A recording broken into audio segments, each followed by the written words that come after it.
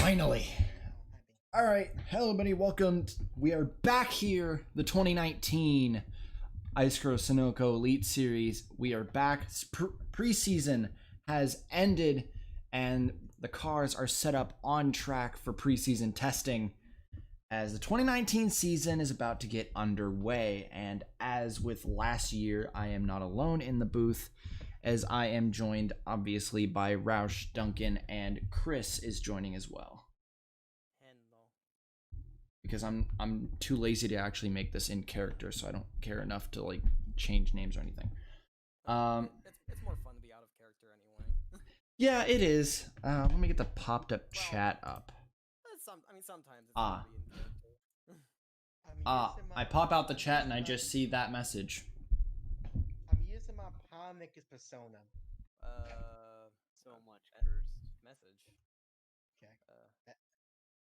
I do not see a message. Chris posted in the chat, just said PP. So, Yeah, I saw that.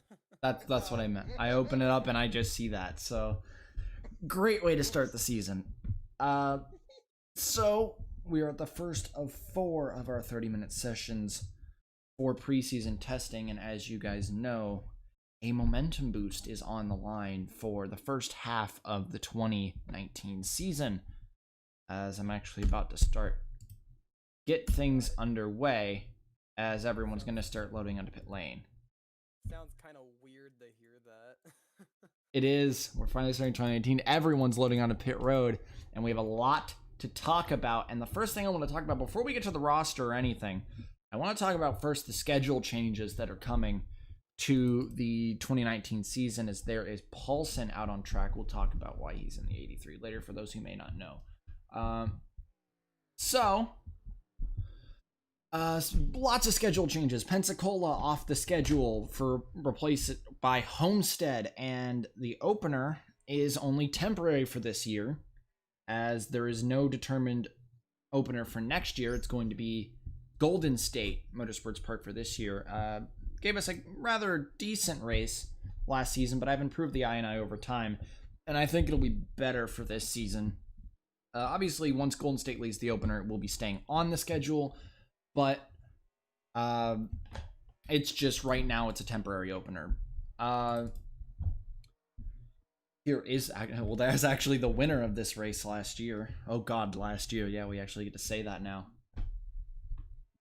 Yes, Pensacola is gone. Along with Carmen Park is coming back, but we'll talk about that later. Oh god, why are they running so wide? Wow. That was just Roush. Nice. So it's Calder Park has left the schedule as well. Despite the fact that it gave us such a good race last season, it was already predetermined that we were leaving that track and we were going to Phillip Island instead. Yeah, we're staying in Australia, but running a new track this season.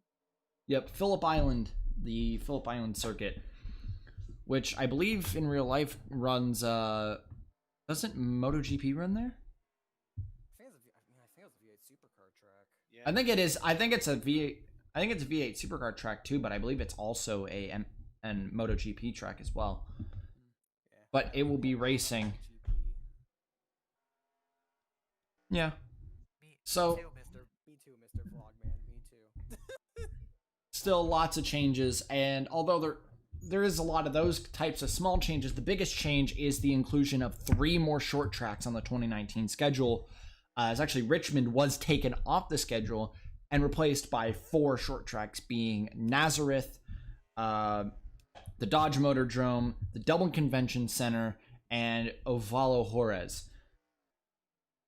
which is 1 short track in each tour with the inclusion of short track ratings as well. So big changes when it comes to driver ratings coming into the 2019 season, and that's going to be the biggest talking point once we get to those races of how these drivers are going to adapt to those types of tracks.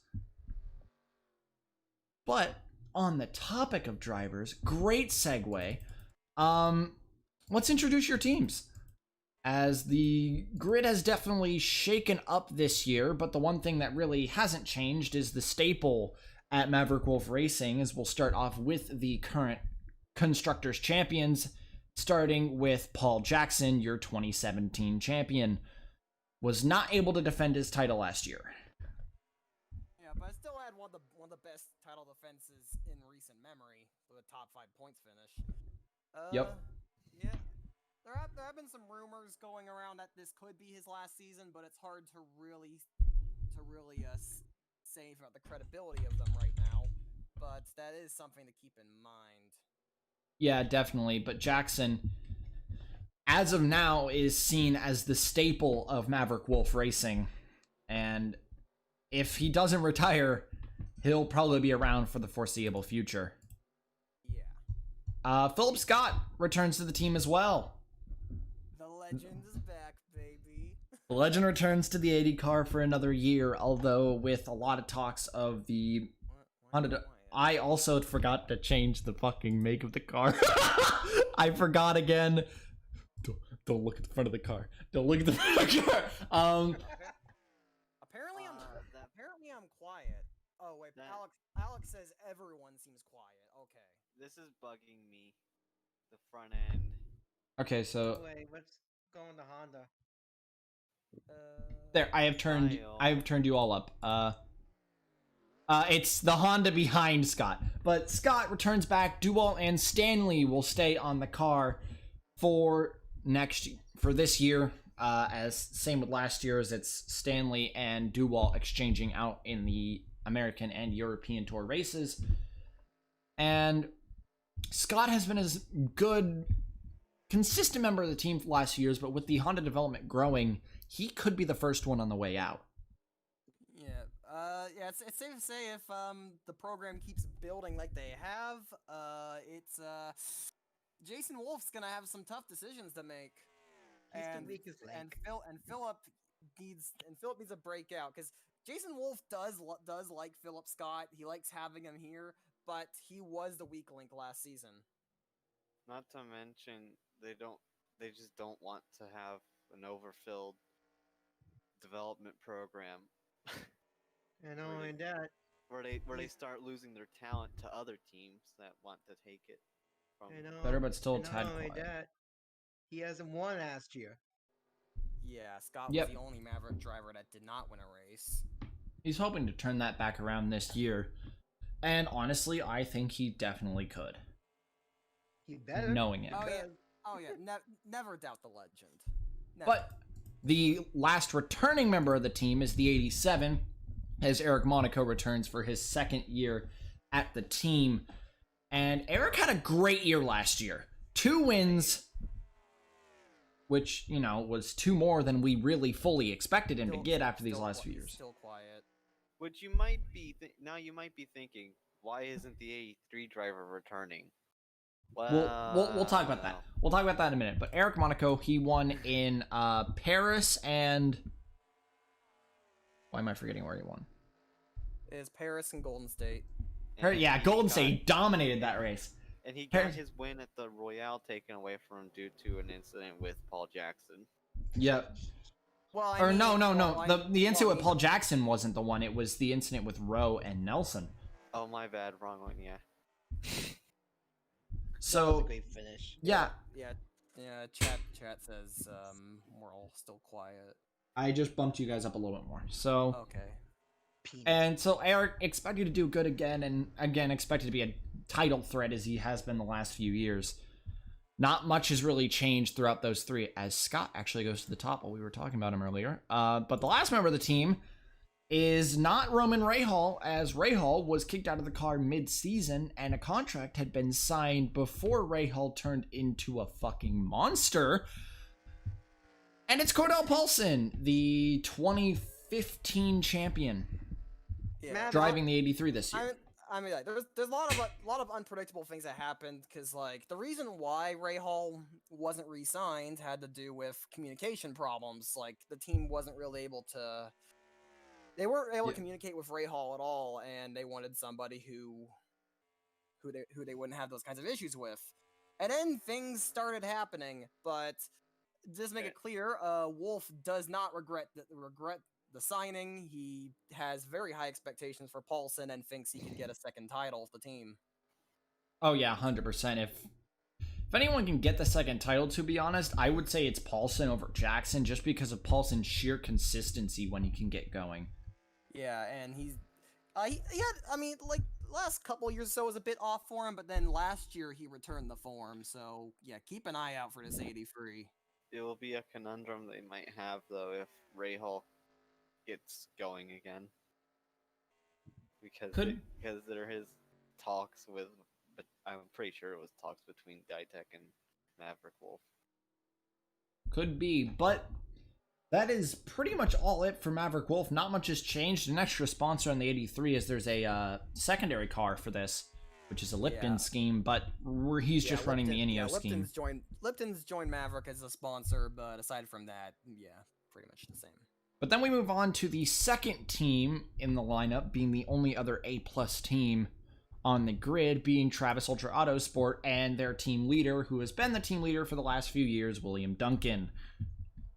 Coming off his second place. His second best. Second place, William?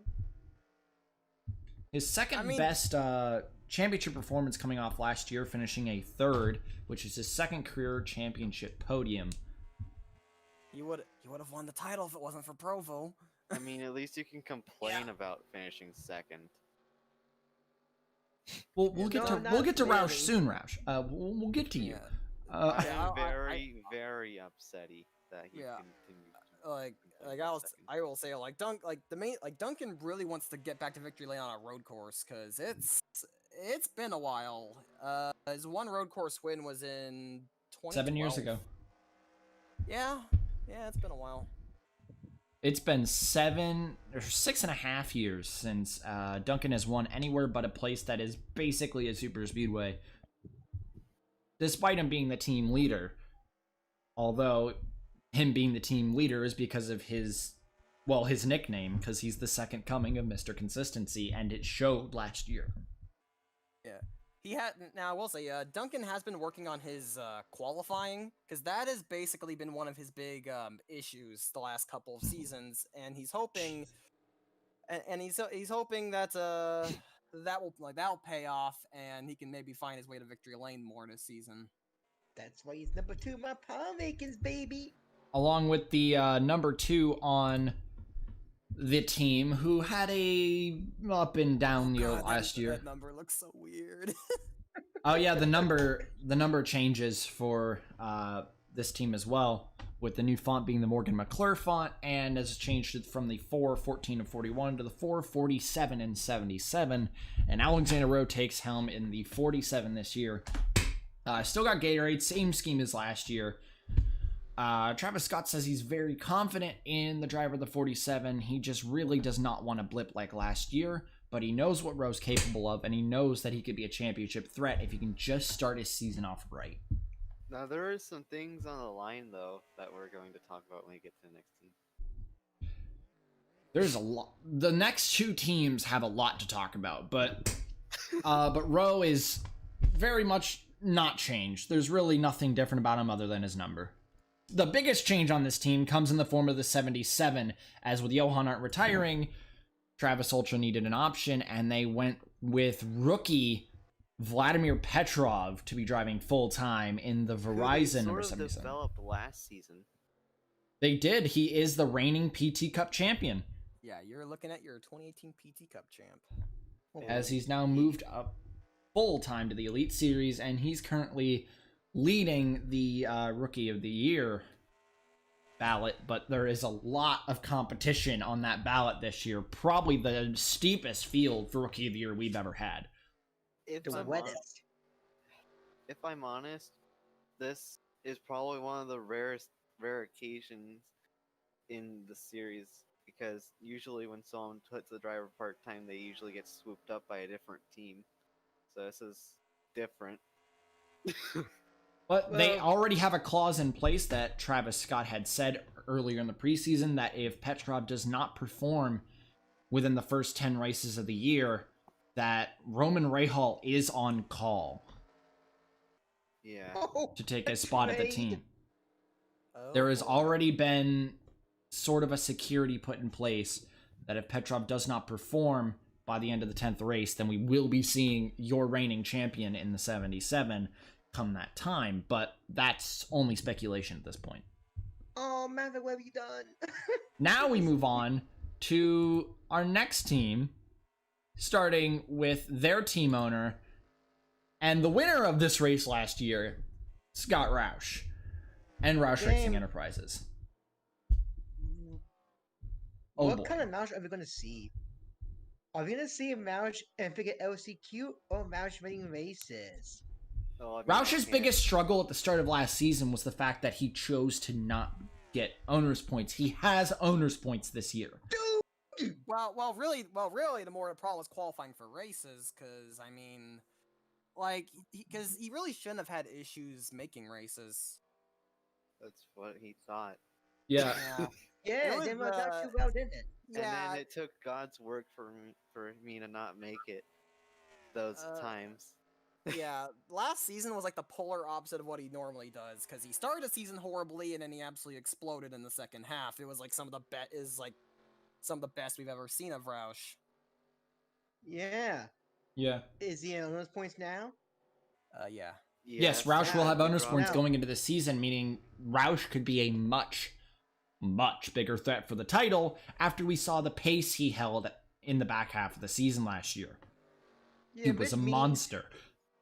Which means, yo, Roush, you can be up in number 10 if I'm making boy. It's good because I have no. Other than that, as you all know, the 37 did go back to part-time, which is being driven by Chris Livier. We'll talk about PT. We'll talk about PT Cup later, though. Oh, yeah, fuck him. Yeah, fuck him. So, other than that, actually, not much has really changed. Aiden Shepard returns to this 34. But I know that there's been a lot of talks about how much his injuries has been affecting him and how this could go. The team's been saying if he starts wrecking hard again, they're definitely trading him.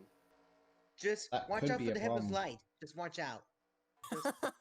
Like, it doesn't even take him getting injured. He just needs to start. If he gets in a lot of wrecks early in the season, they're gonna trade him because he's gonna become a liability. They have options, Why? so. Yeah. But Aiden But Shepard's they still haven't- known as one of the fastest guys on the grid. Yes. He But is also when they he are gets on damn pace, fast. he's unstoppable. But the But team's also- kind of desperate for buddies. So Yep. they made a bet with Travis Ultra. What? If they could finish, I think it was if they could finish in front of Travis Ultra, I think. I don't remember what it was. Yeah, I don't remember either, but it was a bet that to get either Travis Ultra to go over to Ford with them. But Because and Tyler Thaber, the biggest change here is that what was the old sponsor of this car? The car can be seen from space. Yeah, That is just the pinkest car, but it's also thick and sexy. Wacko's car now looks- sponsors car the looks league. great. Yeah, Prism It was, moved to the Prism Mobile moved to the 37, and now Wacko's Chemicals is on the hood of this 35, and it is a very flashy car. I But- tell you, Dave is the best driver on the team. Just everywhere. Aiden's made out of glass. Right, let's be fair. He's made out of glass. Wow, she can. Don't worry, he's gonna rise up. But Thaber's like one of the best ones out of the whole. Thaber damn is team. consistent. That's the difference in that Yeah. there really isn't much expected to change other than the fucking brightness of this car this year. Other than that, Yeah, that's the only problem. for once, our RE doesn't have anything going on. yep, there really much Yes. isn't much going on. The But 35, it took 3,000 years, but the 35 has some stability. you want to know the team that has everything going on though. Full Photo Motorsports. Oh, boy. We have a lot to talk about. Moved over to Dodge this year from Chevrolet, in which that they have served at Chevrolet for 7 years, and they have moved to Dodge and formed an alliance with the PLS team, Southeast Motorsports. I'm gonna miss the opportunity to talk about Shane. Fuck. The Yeah, I'm gonna have to go for now. All right, and we'll see you back the in a biggest- later and session. the biggest implication that this will have will be on a team we talk about later. Yep. And because Brock is just, After last year being his best season ever, he comes into this year with so much momentum, a new scheme, a new manufacturer. There's lots changed at this team, but he's the only thing that stays the same. It's just William Brock back in the 01, back with Cinevis. Same old William Brock. Basically, a lot of the same lineup they had last year. Except for one lineup that's making me pee myself. There's one thing though. We should just get him out of the way. Let's go to that one on this team. Well, we'll go in order, because next on the team, we're going to go in the second member of the team, being Shane Vincent. Returning to the team, and is now taking Cordell Paulson's place as the second seed of the team.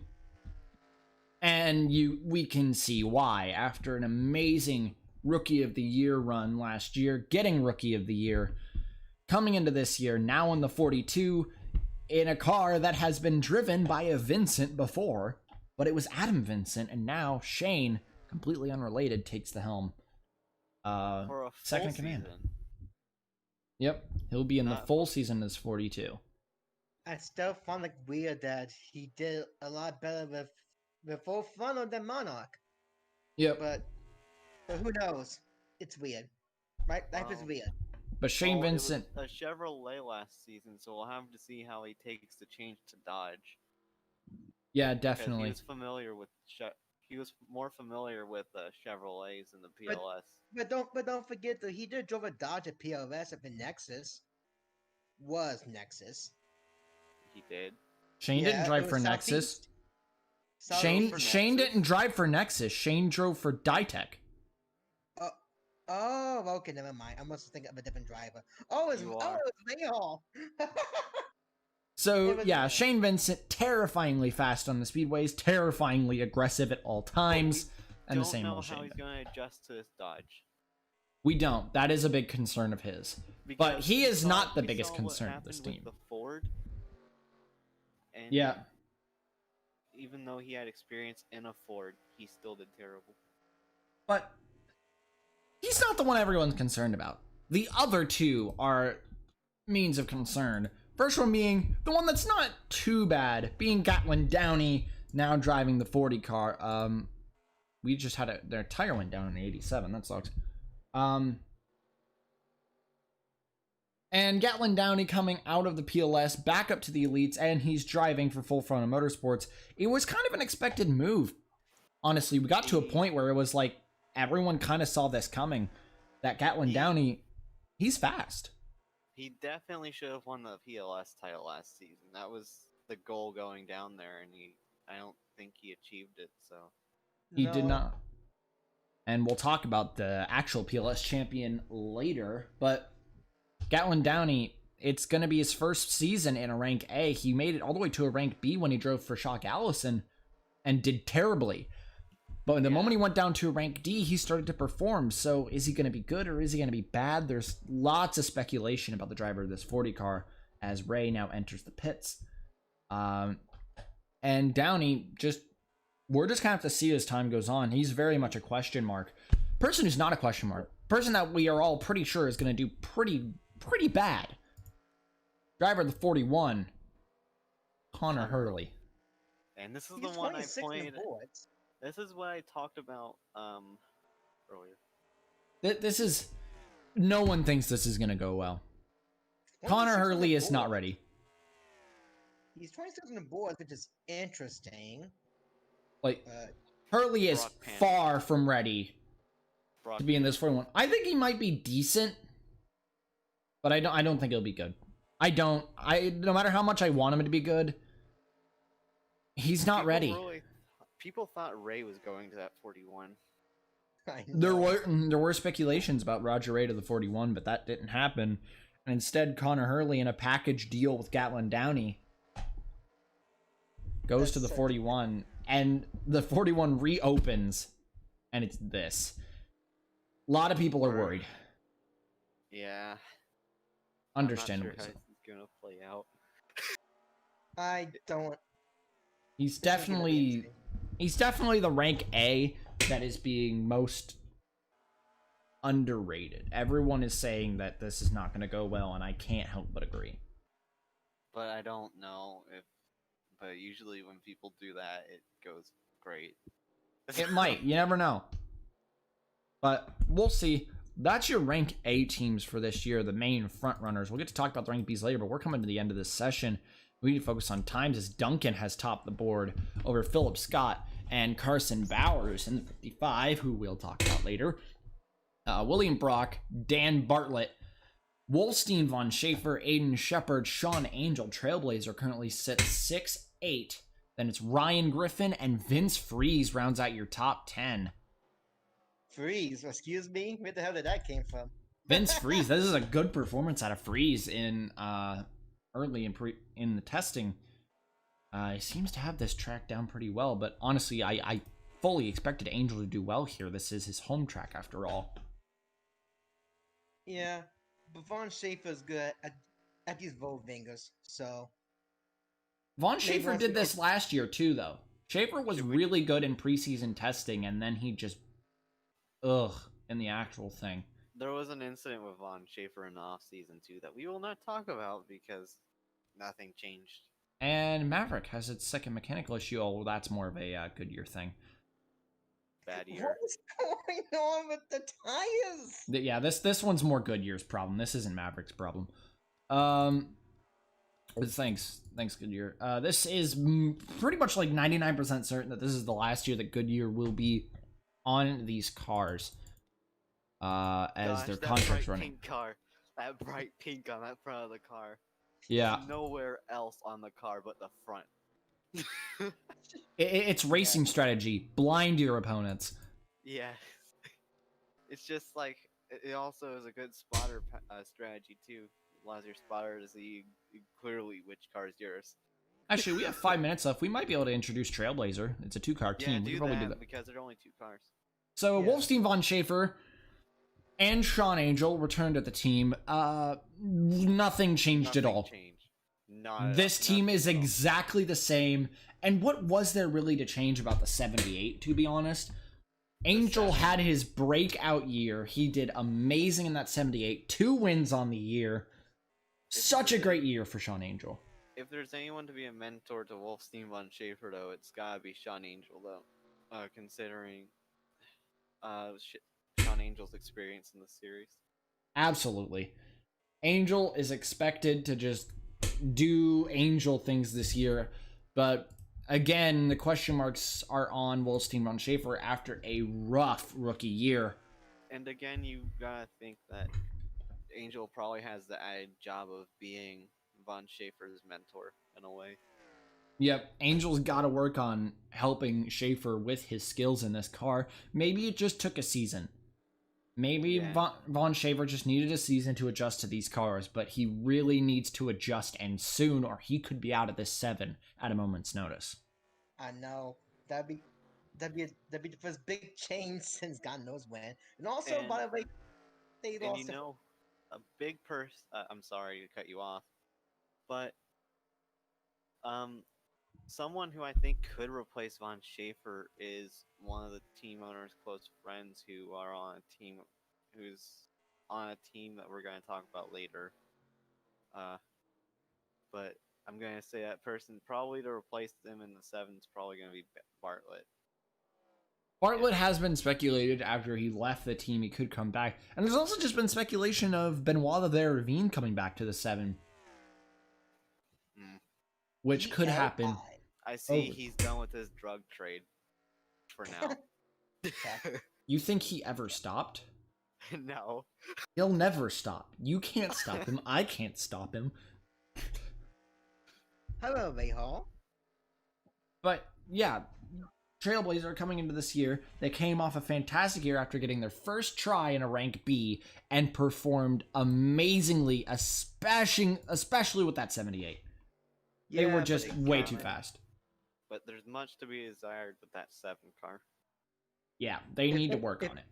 If Angel falls, Chevy got to pick it up, but he's not picking up the slack. But knowing When Angel and his falters. history with this team, the chance that he'll falter isn't very high. He's always done good for this team. Back when he was on this team in the early days, moved away from the team for 2 years and just ended up right back where he started. They- Angel and Trailblazer just go together so well. Yeah. The funny thing is that Roush was supposed to sign Angel, and then they brought him over to Trailblazer. Oh yeah, I forgot that originally. But yeah, Yeah, I was gonna sign him, and then I was like, no, but you can. I was like, I'm sorry, I don't want to do this anymore, but you can go to Aiden. session, a minute and a half left in the session. Only 3 And- people are in the sub 220s, and one and of them I guess is- it worked. Wouldn't you say it worked, Kyle? yeah, one of them being your I current don't- leader, William Duncan. I really don't regret that move, though, if I'm honest. Oh no, I think you did well just with the 3 that you have, and I think you'll do good. I Oh, just no, think that's that not if you what I mean. ever, I don't regret not holding on to Angel because I just think that he is better fit over there. I just think that there's like no chance you'll ever get him if you ever want him, because I don't think he's ever leaving Trailblazer again. I don't want to get him. Well, then what the hell are you gonna do if Shepard starts to falter? Or dies. Probably Well- probably DJ, honestly. Either DJ or probably DJ or Chase Win- after. Maybe Bartlett. Windhelm? No, No, Oh, hope that- in Windhelm. Sad. Windhelm's tryout in the 38 did not go well at all. If we come to the end of the session, I don't think that If I your remember top correctly, I think I went change. further than him in his car. Oh, the reigning champs popped into the top 10. Uh-oh. Did I? Hmm? Didn't I do better than him with his own car, and hit with his rank D car in the Royale? No. I don't remember. I think you two were out. I remember. Well, duh, we didn't win. I think you Yeah. two were out. That The went first to the round. most cursed outcome possible, being Ali Nelson. I mean, Nelson was just the weirdest It Chad. was a circumstantial thing. It was. Oh, that's It a was awesome battle. though. Max Jackson must get out of the car. And session is now under standby as everyone's going to So finish the- up their last laps, and then we'll see. I'll tell you why I'm not gonna ever sign Windhelm. It's because he had his tryout with my team in the Royale, and he didn't do shit. He seems to be past his prime. It does seem like he's Yeah. not the Windhelm we used to know, where he was completely unstoppable. I don't have Wilhelm in my power rankings at all, let alone honorable mentions. So yeah. Oh my god, Ray. Ray is Thought Ray was. pounding the back of that 4. Lord. 1 minute left. We're gonna Speaking of- we're actually gonna watch the line to see as people come back to see if they're getting PBs. PBs. Windhelm was actually on a fast lap, but he's not going to improve. 16th PBs. PBs. PPs. Pre McShane in last will stay in last. Ow. That's to The be messed up expected. 63 that I totally didn't Oh. fuck up. You fucked it up majorly, mate. I know about it. Caesar comes down to the line. Oh yeah, by the way, all the fucking Fitzwater cars are just palette swaps. It kind of looks like that way, huh? It was. No, they are. They are. Oh wow. They are because I wanted to do. Because I wanted them to be Penske. Wow, Vincent's trying to improve in road courses. Penske's known for their palette swaps, aren't they? 5, 4. Only Bouchard's gonna make it back to the line. Even maybe. No, Bouchard. No, he did. Oh, he barely made it back to the line. But he doesn't improve. William Duncan will win your first of 4 sessions in preseason testing.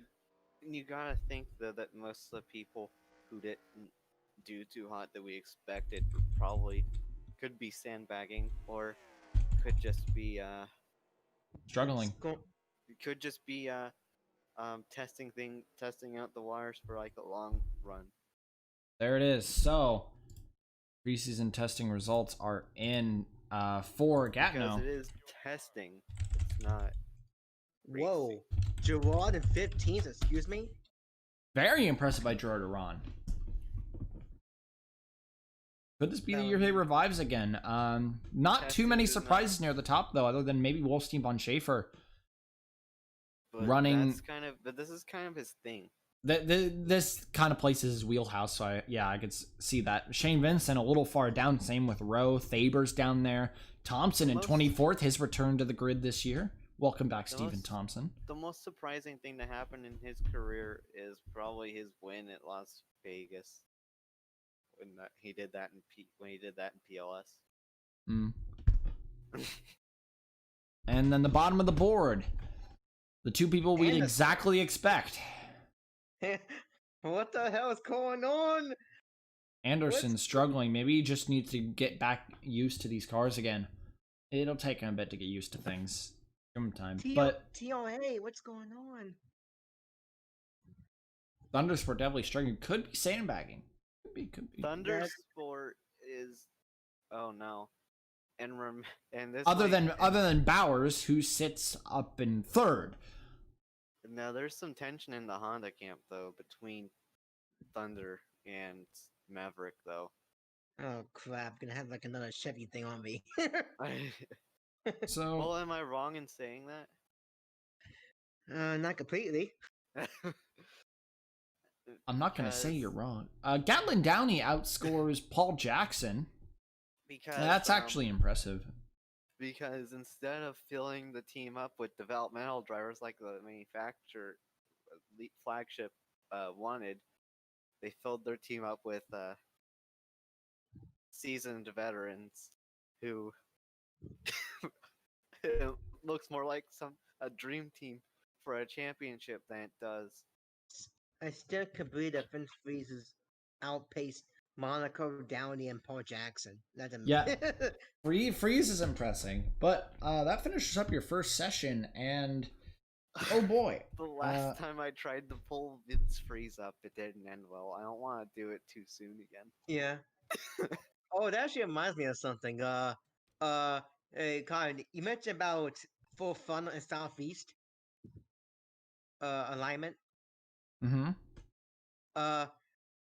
Jovic is back. Yeah, we'll get to talking about them when we get to talking about the PT Cup. Oh, okay, that's fine. That's fine. So our next location, Autodrome to Paris. Oh, Paris. Hey, that's an oval. That's fine. I believe Autodromo de I think Paris. Paris is 109. Autodromo de Paris. Just be sure to get the right cars. Be sure to fix the 63 first. I can't do that right now because I'd have to fix the ratings and do all that. I need to. That'll be. We'll just ignore him. He's fine. He's doing his own thing. But yeah, we're gonna say goodbye to Monaco Dynasty for a bit as the two other Red Stallion cars are gonna join back in. Monaco Dynasty will be back when we head to Homestead. We'll introduce them then. So let's do 109 to be safe, as we're gonna be here. Autodrome de Paris. This is session number 2. Duncan coming out of this, the winner of the first.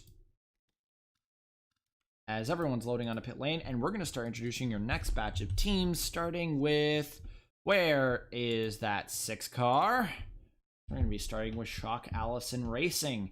And it's weird to say, well, who was actually the team leader of that team? I don't know if they have one. Yeah, I don't really think they have a leader at the Shock Allison garage. And there is that Brock? Yeah, Brock's going to get out there as early as he can. He wants to get on track. Well, if you want to be honest, Ryan Griffin's the only... I think he's the only driver returning to that team. So no, Benyako is as well, but Benyako. Ryan Griffin coming off of a breakout year. It was a great year for Ryan Griffin, but no wins. That's the one disappointing thing that came out of the 6 car, but definitely better than his rookie year. Also, Kyle. Jock Roush is the owner of Roush Racing Enterprises. I know that.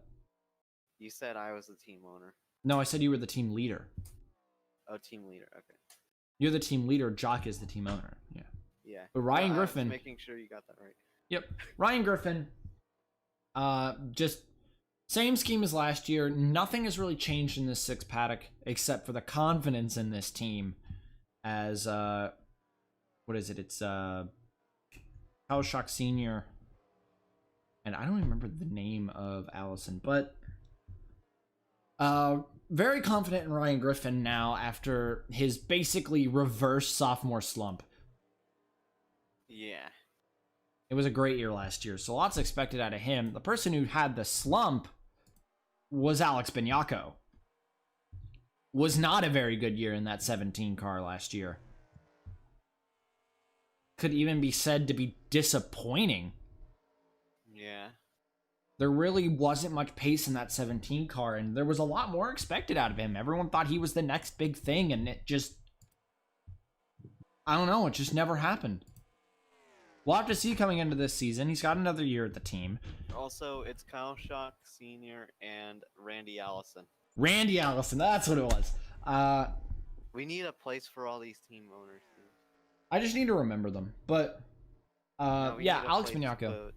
we need a place to put it. So. Despite that, he does have ExxonMobil coming on this year in a secondary scheme, as obviously ExxonMobil owns Mobil 1, so they were already technically on board, but they're giving full sponsorship to Bignacco, full confidence, and hopefully that confidence will shine through. He had good performances, but he didn't really. It didn't go. But whenever he didn't have a good performance, it was not the best. Yeah. And Skylar Johnson has moved down to the Light Series to take more of a rehabilitation year on her career, get back the pace that she had, and instead, Roger Ray! Roger Ray joins in. Into the 99. Yeah, there's so much confidence in this guy, right? That's Audra Baranowski's at the top. We'll talk about her later. How he got here, he was supposed to be driving the 30. He was going to drive the 38 if I didn't pick it up. Yeah, but Shock Allison came through. They had an open spot. That is that Priya McShane at the top? I was about to fucking say that. Priya McShane in the lead.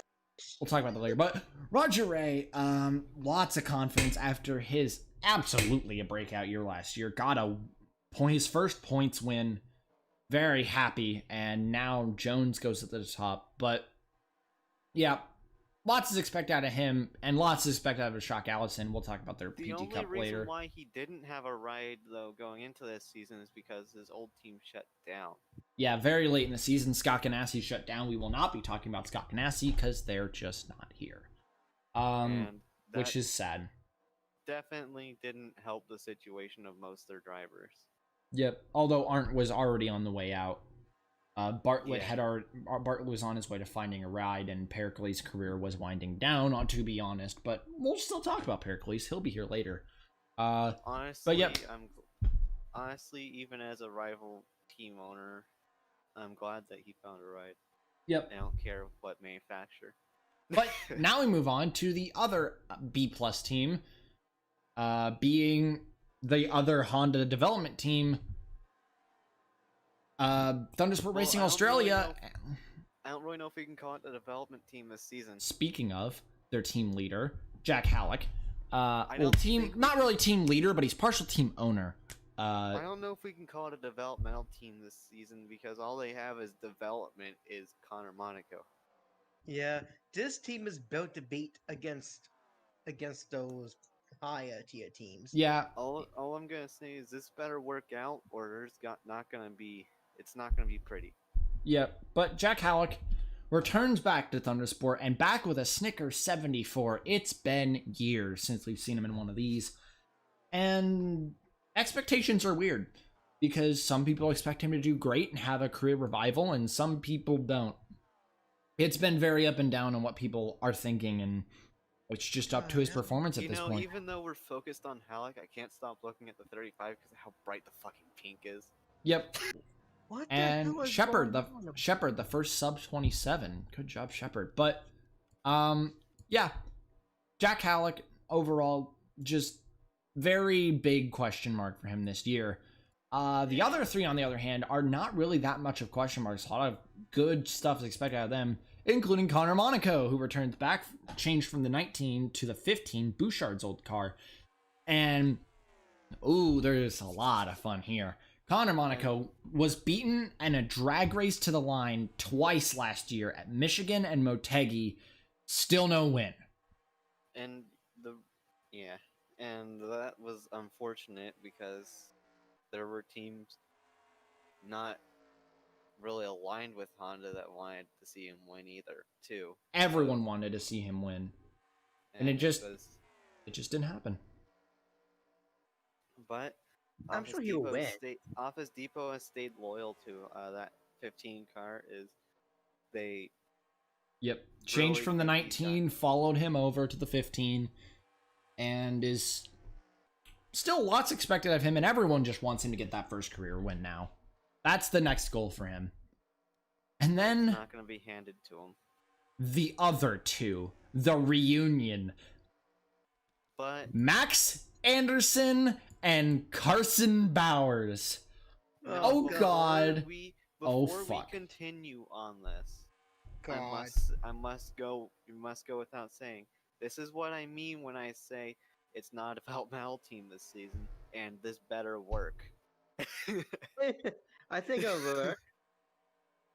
It better, because if not, it's going to be awkward in the Honda buildings. Although, with the squad that they have, they're looking terrifying. Carson Bowers, finally, after a 7-year stint with Fitzwater Australia Racing, moves to Thundersport Racing Australia to join his former teammate and 2014 champion, third greatest of all time, first on the all-times win list, Max Anderson. They are looking to be a terrifying duo because everyone knows how terrifying they were back on Fitzwater Australia in the early days, and now they're back together again. This could either go really well or really bad. It's a boom and buzz for TRA. It really is. This has to work. Also, nice move out of Connor there, but it's gotta work. It's gotta work. This is pretty much their chance to impress Maverick Wolf, to show them that they're more of a Scott Ganassi than they are a Monarch. But if it doesn't work, though, you can definitely... There's been some slight talks, though. I remember that there were talks about Thundersport possibly leaving Honda, and same with Chuck Allison. Chuck Allison has talked about leaving Honda as well, so... But they're thinking about going to Mazda, and... Yeah, Thundersport is really an unknown if they swap, but Chuck Allison, they've confirmed that if they're switching anywhere, it's Mazda. Really interesting. As Mazda will be opening up next year, but we'll talk more about that later. Yeah, which makes sense since Mazda does have a good base in North America, and that's what Chuck Allison has a big pride in.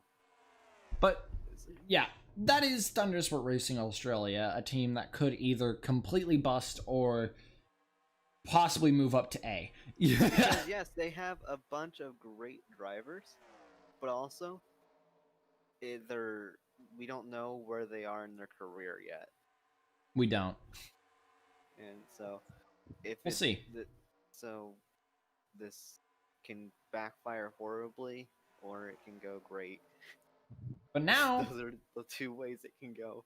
It's time. We talk about the two new teams on the grid this year, both joining in and both already getting access to rank B, being Ditech Motorsports and Bavarian Thunder Racing, who are actually right behind Anderson together. Ditech's leader is the reigning champion, Roman Rahal. Oh goodness, that's a big upgrade. Ditech basically won the entire offseason. When they got Roman Rahal, they thought they were just getting the scrappiest driver out, Maverick Wolf. Instead, what they got is the champion. And the number one car returns to the grid. They thought they were getting the weakest link at that team when they signed him. But now they have both reigning champions. Yes. And that other reigning champion is in the 21, I believe? 29. 29. 29. Mylord Ryback. It was his number last season when he drove part-time. It And was, and he comes back pretty much just the same scheme.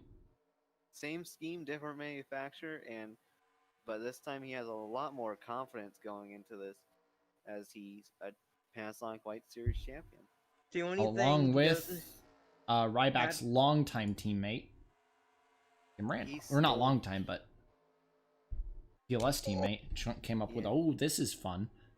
And he stole that championship from Randolph. Everyone thought it was going to be either Randolph or right back. Randolph, Randolph. Ryback, Downey, or Downey. Baranowska's was the big But I- four, it seemed. but I don't remember anyone saying Ryback's got this. Yeah, everyone really thought that it was... Oh, no, it was Takayama, not Baranowska's. Yeah, Takayama. Takayama. But, yeah, Randolph is just... I would say that Randolph and Ryback are on fairly even levels when it comes to skill. Both of them are just very skilled drivers and could both definitely rival Vladimir Petrov for this Rookie of the Year. Yeah. I got Randolph and Alba mentions and my bag on number 19. Oh, Benyako's engine has failed. Oh, excuse me. Those Hondas already. What improving. are you guys doing, Honda? The shot, Well, Oh, Honda. the shock Allison Honda's already blowing up. Oh, They didn't have an issue with this last year though. Well, it wasn't really a No. blow up. It was minor damage, it seems. Nothing above a But point what two, happened- but Another big thing that we didn't talk about with Roush Racing Enterprises is that they didn't have much reliability last season. they didn't. That's going to be a big issue with this team. So we gotta see if they fix that. So far, it's been going smoothly. So far. But So yeah, let's far. move It on to wasn't the... even mid-race reliability. It was practice. Yeah. as nobody knows that Cody Lamas is an 8th in the charts. They You're weren't not really focused on the used to- fact that Bobo Jones in second and Pri McShane's in third? They weren't really. They probably weren't really used to the punishment for blowing an engine. Anyways, go ahead. But let's move on to Bavarian Thunder Racing, the other new team joining in. Used to be Bavarian Race Sport. Used to be Jägermeister Jägermeister Race Sport Deutschland. Deutschland, that's what it was. And they've joined in. Their team leader returning to the grid. She's back. The teammate record is here. It's Audra Baranowska's. She regained that reputation last season in PLS. After wrecking Grace Takayama at Denver. Oh, God. Here we go That's again. amazing. Like that But could not dis- have happened at a worse time. despite that reputation, she's still got speed. She's a fast driver. And if she can get over the fact that her teammates are in front of her, she could be a very good driver this year, shown by her being 4th in the session right now. But also, she needs to stop being a hazard to her teammates, of all people. Yeah, definitely. She was a good teammate for a long time. And then she wasn't. And then it feels like as soon as they said we're going back up to SES, it's like, all right, wreck my teammate. That's my Uh, teammate. Her current teammate, and one that she may not have a very good relationship with, being Grace Takayama. Oh, ray holes in the wall. Big also hit to the thought- wall for the one car. Who also seemed quite hazardous in the last race of the season. Yeah, Yeah. she was. She knew she wasn't going to win the championship, so she kind of threw a fit on the track. But despite that, she definitely is coming off of a good year. These guys are very dangerous. She's just consistent. We'll see how Well, this don't- goes for her. Don't go for a She while. isn't, Don't go for it. she isn't blazing fast, but she doesn't die a lot either. No, it's going to be weird seeing her up here because I'm not going to say that she's not ready, but I'm not saying that she's 100% ready for this either. I also we forgot to mention Bavarian got the flagship. Yep, Bavarian. Flagship. Bavarian is the BMW flagship now. Trailblazer forfeited it over as continued talks of the Type Azune are still going, and they will probably be going for the next 50 years. The car that will be made, the only car made with drug money. But along with that joining into the team, Morgan Fuller's back on the grid and is driving for the team Curtis in the Wall. She almost won a championship with this team in PLS for like two seasons, and Yep. is now trying to continue the good relationship she has with the team. May Yep. I mention also that the team was sold over, which is why, but it's no longer Jägermeister at all. Yeah, it was sold over, was made Bavarian Race Sport, and has been changed to Bavarian Thunder Racing in their move up to the Elite Series. And Jägermeister has since pulled out all involvement with that team, I think. Yep. And the rivalry between the two teams, though, stays intact, as Bavarian and Ditech are going to probably continue this rivalry that they've had for seasons to come. Yeah. And one has a rookie too, so Takayama is also in the rookie battles. So Yep. have fun with that. But while we're actually here, real quick, I want to cover Red Stallion while we still can before they move out and Monaco Dynasty comes back in. So we'll actually cut to them and their team leader, CL Van Aller, the now second oldest driver on the grid and the oldest driver on the full-time grid. Yep. He's a And pretty decent driver. He He's was a always- great driver last year, did not get a move anywhere. I think no one really jumped for him because of his age, which is unfortunate, but it's not a good bad to reason keep not the to pick him. momentum going with what you have. Yeah, keep it going sometimes. with what you have. Keep riding the high that he's been on. And the old man in the field, Sal Van Aller, just basically waiting for his son to join up within the next few years as The Van Aller oldest Jr. in rookie lights. ever. Junior. But he is joined by two new members of the team, being Bobo Jones, moving from Who's Fallout, second? who is second right now. Very impressive. I'm not sure if people are bagging or people are going for long run speed or what's I going think on. People are just going for long run speed. I think people are just experimenting here in Paris, but Jones, yeah, Anderson is definitely not on pace. I think he's on long run speeds right now, but He yeah, also Jones follows coming him. onto the grid this year. He had an okay year at Fallout. I wouldn't say it was bad. It wasn't good though. It was better than his teammate. It was. Hurley had a terrible year. Well, actually, no. Hurley turned it around at the end, but it was only at the But still. very end. But But still was better than his teammate. so Jones, things are expected. He's expected to do pretty decent at this team. Is this expected to be the team that brings them rank C? No. Maybe not. Not this year. Although, watch this be the time that it actually happens. And then finally, a new member of the team, Cody Lamas, in the visitflorida.com number 48 BMW, as he also returns to the grid after being kicked out of Monarch due to low performance, after he was kicked out of Full Frontal due to low performance, and now he's at Red Stallion, which this is basically his last chance. It This is also his kind of rebound year. looks. It also to me kind of looks like 7-Eleven when he dried up. Yeah, it looks like 7-Eleven just isn't on board anymore. Instead, he's got visitflorida.com, his home state, on the hood of the car. Maybe it will Lamas- be more reason to not crash. This basically means that Lamas is in desperation mode. He needs to do something, or he's most likely going back to lights after this year. If he can do And it something ain't and gonna kick be it a up. it ain't gonna be a freeze, I can tell you that. If he can kick it up, though, we could see Yeah. him return to the pace that he had in that PT car. And I only say it wouldn't be with freeze because they're pretty happy with their lineup. I last remember.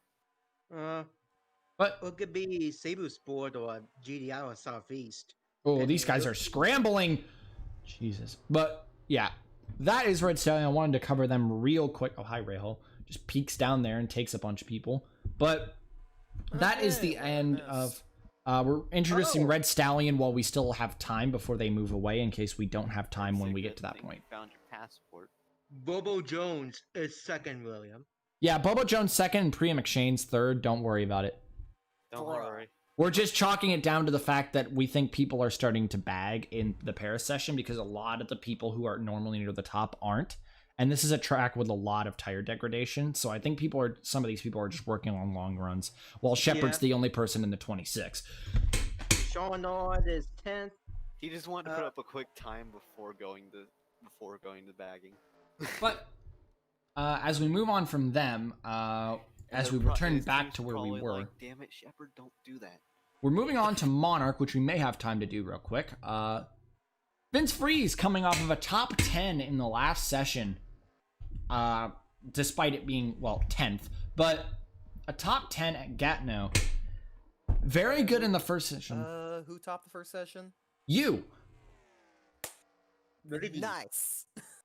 But Vince Freeze now coming into the second session. Very good first session. Looks to be an okay second session, but Freeze is looking strong. Ish. It's like Freeze did okay last year. It was a good year for Freeze. It was an improved year for Freeze. It still wasn't amazing. It's not the Vince Freeze that everyone expected at the beginning of his career, but he's slowly but surely improving, and over time he could end up becoming a great driver. But he is still the best driver ever. We move on to... Yeah, he's still Omega popular. Yep. As of course he won most popular driver last year. Wasn't 28 to 3 this time, but No, 26-2 actually. That's all right. Yeah. We move on to the quote team leader. He's been in a bit of a slump, but he's pretty much always been the team leader of this team. Curtis is back in the wall. That's the second time, Curtis. Oh wow, Curtis. And Hans Windhelm returns to the 58 again, and there's definitely a lot of talk of him, unfortunately, just going downhill. This is not the Hans Windhelm we used to know, but it was kind of evident when, again, he was put in the 38 and he didn't do much. He didn't perform. So Windhelm coming back this year. We'll see how it goes. And he had every right to perform that race because all the prize money, if either Roush or him won, yep, if that was would have been going to Monarch. He's doing okay in the charts, but instead, he's actually doing pretty okay in the charts. B12 right now. Yeah, but that's something that we didn't desire. We're gonna actually skip him. We're gonna go to the other old member of the team who's actually in the pits right now, back in the garage. He was probably fixing the damage from the multiple hits on the wall. DJ Curtis, who, despite hitting the wall multiple times and giving himself a bad name, is not a bad driver. Actually, coming off of a great year in that 88. Like, to be honest, he's like, considering how much time he's had this team and how he's improving, I'd consider Curtis to be the team leader now. Yeah, on skill level alone, absolutely. He's number 18th in the power rankings. This is like what, his 4th year of Monarch? I think so. Yeah. He's been here a while, but he's finally starting to improve. He's finally starting to find his place. He almost won Vegas 2. And there's also kind of rumors going around that he might be the one to replace Shepard if Shepard gets injured again, we could see DJ Curtis at a Roush Racing Enterprises seat, but lots expected out of him. But other than that, nothing's really changed. A little bit of a different scheme this year, but other than that, it's just DJ Curtis. Yeah. The thing that has changed, the sponsor had a rebranding, is Dan Bartlett, who, since Scott Ganassi Racing shuts down, he had to find a place to go. Ford and Jock Roush helped him find a place at the satellite team, kept him in the Ford Alliance, and Bartlett back in an 86, but it's under Monarch this year. And he's coming off of a top 5. Valvoline came back. Valvoline came back to him, and as well, he's coming off of a top 5 performance in Gatineau. But he's 35th right now. But there are Jackson is 39th. Jesus. Yeah, but people are bagging. Why Roush Racing Enterprises made the bet they did with TUA is because there's rumors that this team might be leaving the grid. There's lots of rumors on that, but they won't be becoming Roush Racing satellite team. I know. But it's just lonely. What's going on? It's only rumors. What's going on? Things. Because we're actually Oh, coming to the end of the okay. session. We need to rush. We actually just finished Monarch. Fitzwater Australia's up next, but we'll talk about them at the start of Nahuapi. And we need to actually focus on the session is Aiden Shepard. And your leader, ever since there's been a bunch of slow cars on track, no one's been able to turn in a good run anymore. Oh, This Shepard's is slow, yeah. terrifying to see slow cars and fast cars on the same track. Yeah, That's that's why no terrifying. one's able to actually lock in a better time, and probably why Priya McShane's going to end up third is because she got out quickly and was able to set a decent time, and now that all these people are out here, some slow, some fast, like this. Oh my god. Julio, what are you doing? He's That's on not helping. 56 lap old tires. Genius. He is Absolute check. he's getting those long run speeds, you know. He's testing the tires, testing its durability. Let him be. Yeah, but I mean, the drivers will need to get used to this. I'm like- just waiting for him to shoot straight to the wall, and, It- and you see the yellow thing. It's like tire failure. Yeah, yeah, just like have to get used to running with like tire wear and stuff like that again. Just get the rust off after the winter break. Yep, everyone's. It seems that the Paris session is just a lot of people's test sessions. True test session. Priya, you are so slow right now. Oh Dead. God, how you Or should look be. at how now. many laps she has lost. Wait, is that damage or is that just the way the car looks? The back end. Wait, oh yeah, I was like, did you get the 60 free? Is it fixed now? No, God damn it! I'd have to exchange out the ratings too. I'll do it post preseason. He's just there for It's- comedic relief. Is that damage on the back? No, there's no never damage mind, on that never mind. 03. There's no damage on Never that mind, I 03. hate it so much. That's just the way it Welcome. looks. But yeah, this is just how it's been for this session. Lots of slow cars, lots of fast cars. Lamas is running 8th, 2 Red Stallions in the top 10, a Fallout in the top 10, 2 Bavarians in the top 5. Aiden's just at the top as normal. My bike is doing really damn good. Shane my is back is- picking it up. He wasn't there My before. My bike has been the best driver so far in the 2 sessions so far, I think. For at No, least- it might be Aiden. It might be Aiden or Philip Scott. No, it's Philip Scott. It's Philip. Yeah, Philip's the best right now out of the people in both sessions. Yeah, he Definitely, is. it's Philip. As we go through, we are in the last minute of the session. I don't think anyone's going to improve. Where's Duncan? 30 seconds. So yeah, he bagged too. Jackson bagged. Von Schaefer maybe question mark bagged. Angel bagged. Bowers Could just bagged. be Roush that. bagged. He's bagging. Yeah, it could just be Von Schaefer at an oval. Eric's bagging. Halleck Considering maybe. Duncan's Ray Hall. Yeah, considering Duncan's on lap 59, it's safe to say he's just testing long. Yeah. This is a definite long run speed session for these guys, but this track probably has the most tire degradation of any of the tracks. So it's probably why. That's probably why people are testing it here. So To see how long these bad year tires can hold up. the session is going to finish up within 10 seconds, and then we'll go into the standby period. Because there where are people a get- lot of make one last lap. uncertainties about these compounds that Goodyear's been bringing. But no one is on pace. Maybe someone back here? No, no one's on pace. But 30-second buffer period. there's No one's on definitely- pace. There's definitely reason to be concerned considering how bad the tires were last season. Yeah, there definitely is. That's probably why people are testing it, actually. It's Goodyear. They want to make sure these things are durable this year. Yeah. Some So this is yellow is that just keep people pitting. It's Yep, just people pitting. Ryback had damage earlier, probably got the wall. we're about to end in the next 30 seconds. And no, the buffer period's over. That's the end of the session. Aiden Shepard takes the top of the boards. It was Duncan in the first one, Shepard in the second one. Although Priya McShane goes from last to third. Last to third.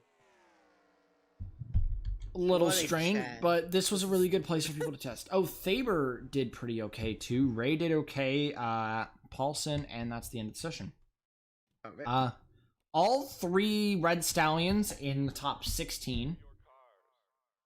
So it seemed that they were a little more focused on speed than long run. Maybe wanting to show their guns, show everyone what they got. Trying to just go for it. Yep, and So Shepard takes the Trying top of to the put session. a flashy time up so they can get more help from BMW, maybe. What's going on?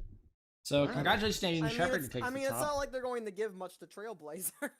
Wow. Miss Stallion did pretty good at that Well, yeah, they're section. not going to give much to Trailblazer, but I'm talking more about Bavarian. And we're going to welcome you all back to the only place that we are going in preseason testing that we were here last year in preseason testing, and that is Autodrome Noel Wapi, which I have now learned the correct pronunciation for. Instead What of is it? Wapi, Noel Wapi. Cool. Hakwa Hawapin. No, not Peen. I have a feeling you learned that from someone in It's penis, a okay? server. Yes. No, I learned Noel Wapi from Google. Google. I was curious on what the from- actual pronunciation was, and I finally figured it out. Learned from Google, son. No more Google glitches bot. at that bend of pit lane this year.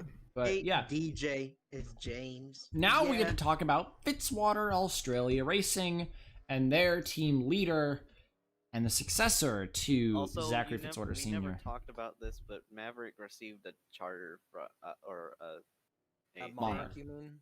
a Monarch. Yeah, Monarch received. Monarch receives yeah, the 37 charter. Or not charter, Yeah. owner's points. Yeah. yes. So all their cards are locked in. We need to wait for him to pull out, but Red Wilson Security is back. Yes! I'm happy all about the that. cars are pallet swaps They are. Jay Durrell returns, and now that Bowers is gone, because Fitzwater just loves all of his schemes in order, doesn't he? yep. Now that Bowers is gone, Durrell becomes the team leader, and he's got a big task ahead of him because FAR is looking worse Bad. and worse with each year. although Like- Durrell had a bad year They were last year, but it wasn't through any fault of his own. He had a very unlucky rookie year. And what I said earlier about full frontal, this is what their this is the team that was at the expense of their move because they are no longer the Dodge flagship. They are now the secondary team. Yep. Like, This Fitzwater like, Australia yours. and Full Frontal are in the same They might- manufacturer. And they might not even be secondary. yeah, they were struggling so bad, and now they're not even flagship. So yeah, Durrell is the team leader, and he's got a heck of a task in front of him.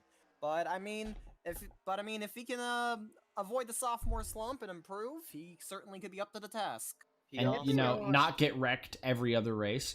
he yeah. also needs to, if Carson Bowers taught him anything, Yeah. that could definitely help too. Yeah. FAL is one of the youngest teams on the grid. Yeah, they are this year. Right? And Very this might- decently young lineup. Durrell is the oldest of the three, if I'm correct. Anderson. Anderson. Thompson? Anderson! I love this track. But other than that, Julio Caesar returns back to the team again. He was in the 43 back when Nathan Ormond was, not suspended, banned from the series. Oh, that Before he Oh. got traded to 35 because Vince Freeze Yeah. wasn't performing. And now he's returned back as he's Carson Bauer's replacement. He has some shoes to fill. Yeah, Oh. first time. God, this car is so weird to look at. It's not John Deere, and it's like a different Like, it's the first time we've ever seen Carson Bowers not driving this car. Yep. Julio Caesar is definitely a weird change, but not an unwelcomed one. Caesar's been struggling the last few years. He did good when he was at Monarch, but it just Yeah. never picked up after that. He needs to gotta start hope getting that they- going. Yeah, I'm sorry. You just gotta hope that you just gotta think that that Fitzwater's trying to stop riding the coattails of success that they had with Bowers. Yep. Yeah, But yeah, this is a I mean, yeah, 2 of their 3 cars have new drivers. Like, this is a rebuild year for the team, and yeah, it was about time. They are the Cleveland Browns of this series. But the most expected change on the team, But the one that but the everyone knew Browns was don't win coming, championships like ever. the one that everyone knew was going to happen, Sean Ard in his rookie year, he finally moves from the 9 full time for Fitzwater Australia. They developed him for a few years, and now he's ready, according to Fitzwater. And Ard joins for his rookie year in the 27, replacing PJ Karenko. And yeah, a lot's expected out of him. He had a good run last year in Lights. Like, it was very impressive. Now he comes up here to Elites, and honestly, if I could see anyone being the one to perform at this team, surprisingly, I'd say it's Ard.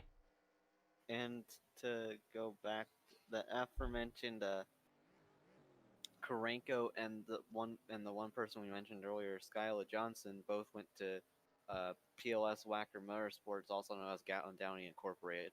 Yeah. Yep. Speaking of Gatlin Downey, so the biggest and even bigger change for this team this year, though, is there is no 9 car. The PT car is gone. They're focusing on their full-time operation from, as they say, it's going to be from here on out. They want to make sure that their full-time operation is up and working. And honestly, that's a pretty good move. Yeah. But Focus on that full-time operation before anything else. And Hans Window. The groundwork has definitely been What? laid for a again, successful rebuild. Oh, speaking of Downey, down to the one top. fast lap does not mean anything. Yeah, but down to the top now. But yeah, Ard in P10 right now. He's had a good few sessions in preseason testing. We'll see how it goes for the driver of the 27. We've already introduced Red Stallion Racing, so we're going to be moving directly to Fallout. Who do we start with? Probably, who's their team leader? I don't think they have one. 63. I think it'd be Steven Thompson. The 63 is their flagship car, but Let's just do it from this angle. Oh my god! they What is that? they messed up on the wrap. Don't worry about it. It's my fault. Don't worry about it. Just go with it. Steven Thompson returns to the full-time grid for his first time in a few years. Glad to see him back. And Steven Thompson, man, I mean, he's it kinda fast. caught me off guard. I honestly had a feeling that Steven Thompson wouldn't even be racing this year, much less in the SES. Much less up here with the big guys again. One career win for Shock Allison Racing when he drove the 26 back when it was full-time at Watkins Glen. So he's a road ringer. Despite him being a road ringer, he's in 41st. Shane Vincent is first. Vincent to the top. Ooh, looks like he's getting used to these road courses pretty quickly. Cybersport did essentially become my B team. I did not Saba. influence the decision. Yeah, I did not influence the decision to kick Thompson. That was Daber's own decision. Wow, for funnel. Along with, oh yeah, they are Honda this year. They moved from Chevrolet over to join the Honda Alliance. Why were you doing that? I'm not so Oh, that sure. close-up shot. No! just move away. Move away. Let's go talk about the secondary driver. Luckily, he got to stay in the Honda Alliance And being luckily, Daniel you put the Bouchard you put the car on the right body. for this one. Oh, yeah. Let's just, that's But, better. do you have N ratings, Kyle? Yeah, I'll fix it after testing. Don't worry about it. But That won't be hard. You can just copy and paste. yeah, but Daniel Bouchard returns to the grid after being kicked out of Thundersport. Just didn't perform the way they wanted him to. But he's still in the Honda Alliance, just for the newest development team. Yeah, Honda wanted to keep him around, and yeah, they were definitely on board with Fallout's interest in Bouchard. So, here But we are. this is a byproduct of Thundersport beefing up. Yep. Yeah, It's this is a beef getting version. Basically, this is Fallout what- is turning into an option in case either Shock Allison or Thundersport leave Honda after Or we both. talked about those rumors, or both, and Fallout seeming to be their backup plan. No Because way. this grid's looking a bit Honda heavy, if I don't say so Hell. myself. It is Honda heavy. I'm not gonna lie. And the final member of the team, Bouchard's pretty quick right now, actually. where do we even start with this? Priya McWhat.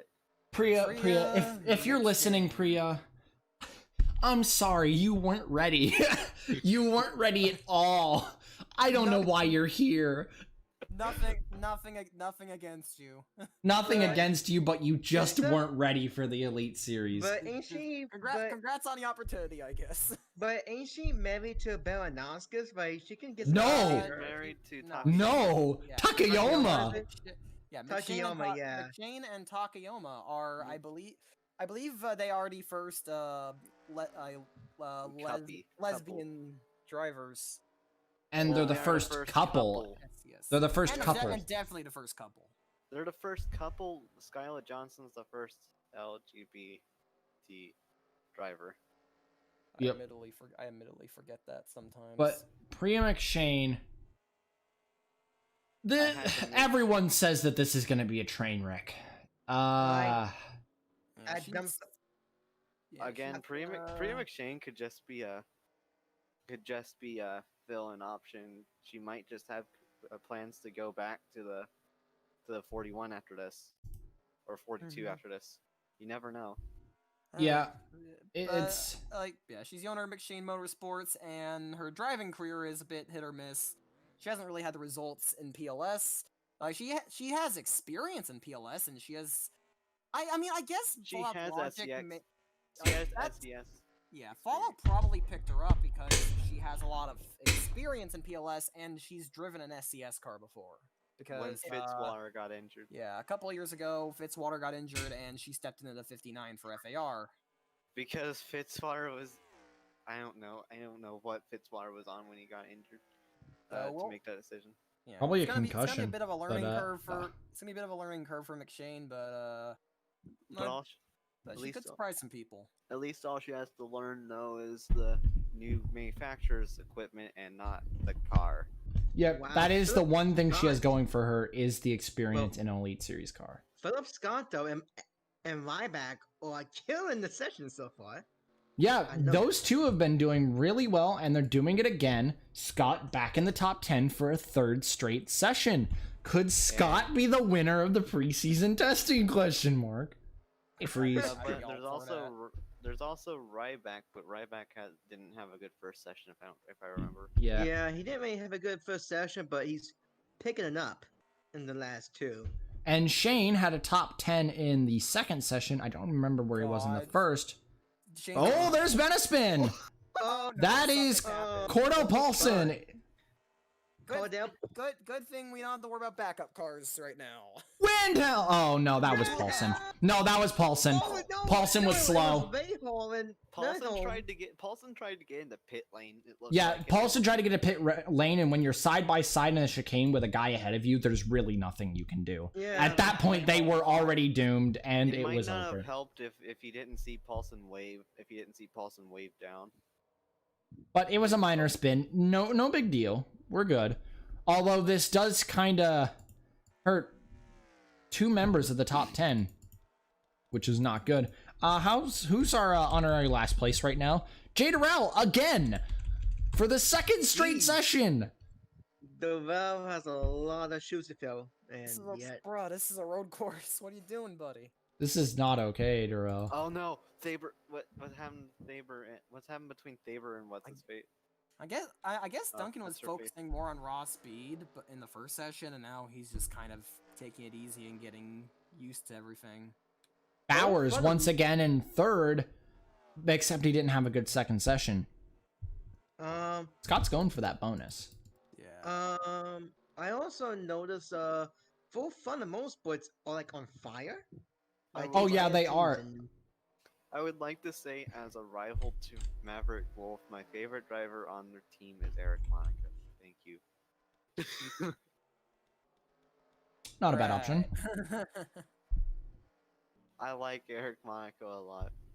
I mean, to be honest, who doesn't like Eric I Monaco? mean, yeah, Eric's a good guy. Well, actually, we know who doesn't like Eric Monaco. That would be Alexander Rowe, because it was pretty And, apparent after what happened at Hockenheim. And Paul Jackson, Yeah, apparently. yeah. And Paul Jackson, apparently. Other than I them. don't know what the fuck's going on there, but Wolf needs to fix it. Yeah, Duncan actually just pulled his fastest lap, so Duncan may start improving here soon. he's just kind of he's just Yeah. easing in. I guess. Oh, Sam- engine failure for the 07, or fuel system failure for the 51 Anderson. Problem. The Honda- Griffin reported damage. What is happening? What's going on with the Honda program?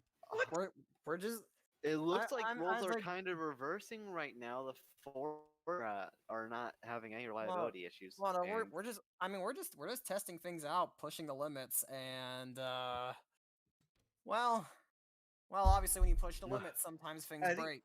At least you oh, don't have what? to. Well, okay, this is happening too much, though. Yeah. But the fuel system on the 51 gives way. That's an interesting issue. As like we're getting Another we're getting chat, another we're getting chat. it all we're getting it all out of the way in testing. Yeah. Yeah, Because- don't worry, Roush. I know you're missing out on your mechanical issues. It'll happen in the actual practice session as Thaber blows up another 25 times this year. I'm not sure what. Does Thaber just like rev his engine in the pit lane? Like, what the fuck? I don't know why it was always Thaber. like he just pulls an arrow and absolutely kills the engine, kills like the gears and the brake zone. He could have Yeah, been. but- He probably could have been fighting for the championship if it wasn't for his, what was it, 6 engine failures? It honestly felt like at times he just sat in his pit stall and just.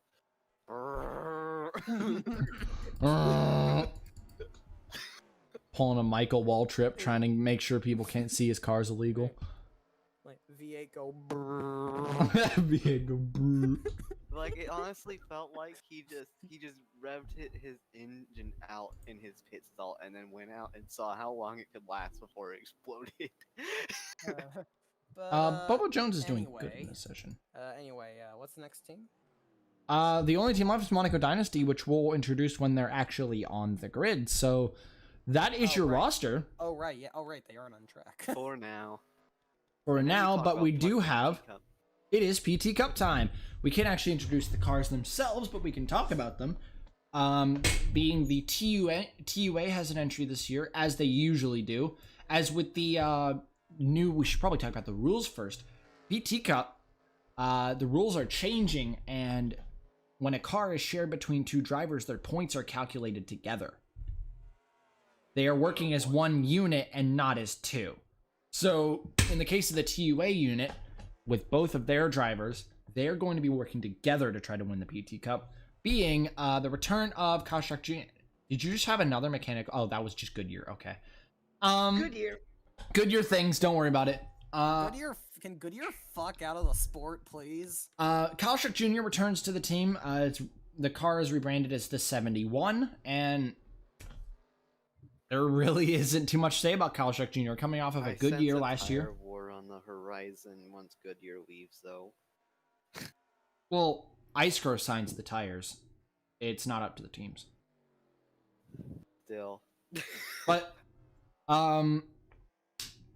yeah, so it is going to be Kaushak Jr. back with the team, and their second driver is going to be Stone Ocean Motorsports veteran Mark Nutt. Oh my god, he almost hit that ball. I want the He- nut. Mark Nutt returns to the team. Oh boy. Not sure if he ever returns- drove for him. No. Mark Nutt Mark joins Knight the has team. Never stepped into an SCS car, but he does have plenty of experience in PLS and in touring cars. Yep. So lots expected out of Nutt, but it's going to be interesting to see how he does in his first rides in an Elite Series car. Then you have the Roush Racing Enterprises entry. Let's go find Roush. As we talked about, the 35 does not have Prism Mobile. Instead, it's the 37 with Southeast Motorsports driver Chris Louviere driving. And that's Baranowska's. Yeah. Oh, and, wow. and yeah, Whoa, something worth wheel noting- damage. Yeah, something worth noting. Like he just like drew attention to it, and I guess we'll be Uh, talking about him uh. later. But Go! Southie. Oh my god! What is that? Baranowska's fucking swerved down the track as Ray was trying to swerve. Welcome back, Audra. Welcome back. That was probably the most Audra thing we've seen. He was going to go down more, and then she was like, I'm going down. That was the most Audra thing I have ever seen. God fucking damn it. So, She was quiet with that sort of dumb stuff in PLS for a long time. Then last season happened. little bump. We're That's fine. unfortunate. But yeah. Continue, Duncan, about Blue Bear. Yeah, I was like Southeast Motorsports. They used to be Nexus Motorsports, but Steve Vandergriff actually sold off the team in the off season to well, I guess not in the off season, but like late last year, he sold off the team to Melissa Royal, I think her name was, and Yeah. she's now the owner of that team. Like, that is the same equipment that Nexus had last year, a lot of the same staff, and, well, they still have Chris Lovier as one of their PLS drivers.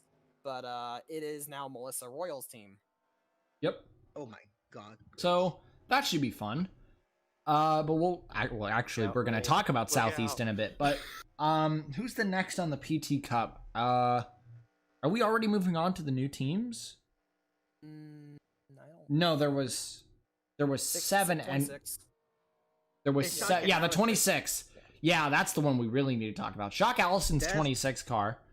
While we're on Ray, Shock Allison's 26 car has been completely rebranded. Will Hoyt, not even at the team anymore. This is basically the main prospect car now since Thundersport's running 4 full-time cars. That's unfortunate for Ray.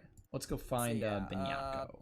But yeah, the 26 has longtime Honda prospect Sebastian Morandi returning to the SCS on a more regular basis now, aside from instead of just a Royale appearance every year. And speaking of the Royale, the other driver is Allie Nelson, the winner of the Royale last year. Won the Royale last year, then proceeded to get 2 top 10s in her replacement drive for Lorenzo Log in Vegas. And didn't she win in Vegas? Miss you, Lorenz, by the way. She won the PLS Vegas. Yeah, she won. Won PLS Vegas, top 10 in both SES Vegas races, and won the Royale. She seems to have went from someone who is decent to the biggest prospect currently on the grid. Yeah, she kind of exploded out of nowhere. And just to make it clear, Will Hoyt is still running a part-time Honda in the SCS, but we will get to that later. We're actually going to talk about first of the 4 teams running PT car entries, and actually we're going to talk about him real quick, being the only returning PT Cup new team being GDI, Gatlin Downey Incorporated, now with the 49, being PJ Karenko. Yeah, with Honda this year, with PJ Karenko and Tristan Wilhoit. Yeah, one whacker and one baby on the same team. That should be fun. Very fun. This grid's definitely looking a bit Honda heavy. It is. It definitely is. And, well, Wilhoit did not have an amazing PT Cup. Flock to success.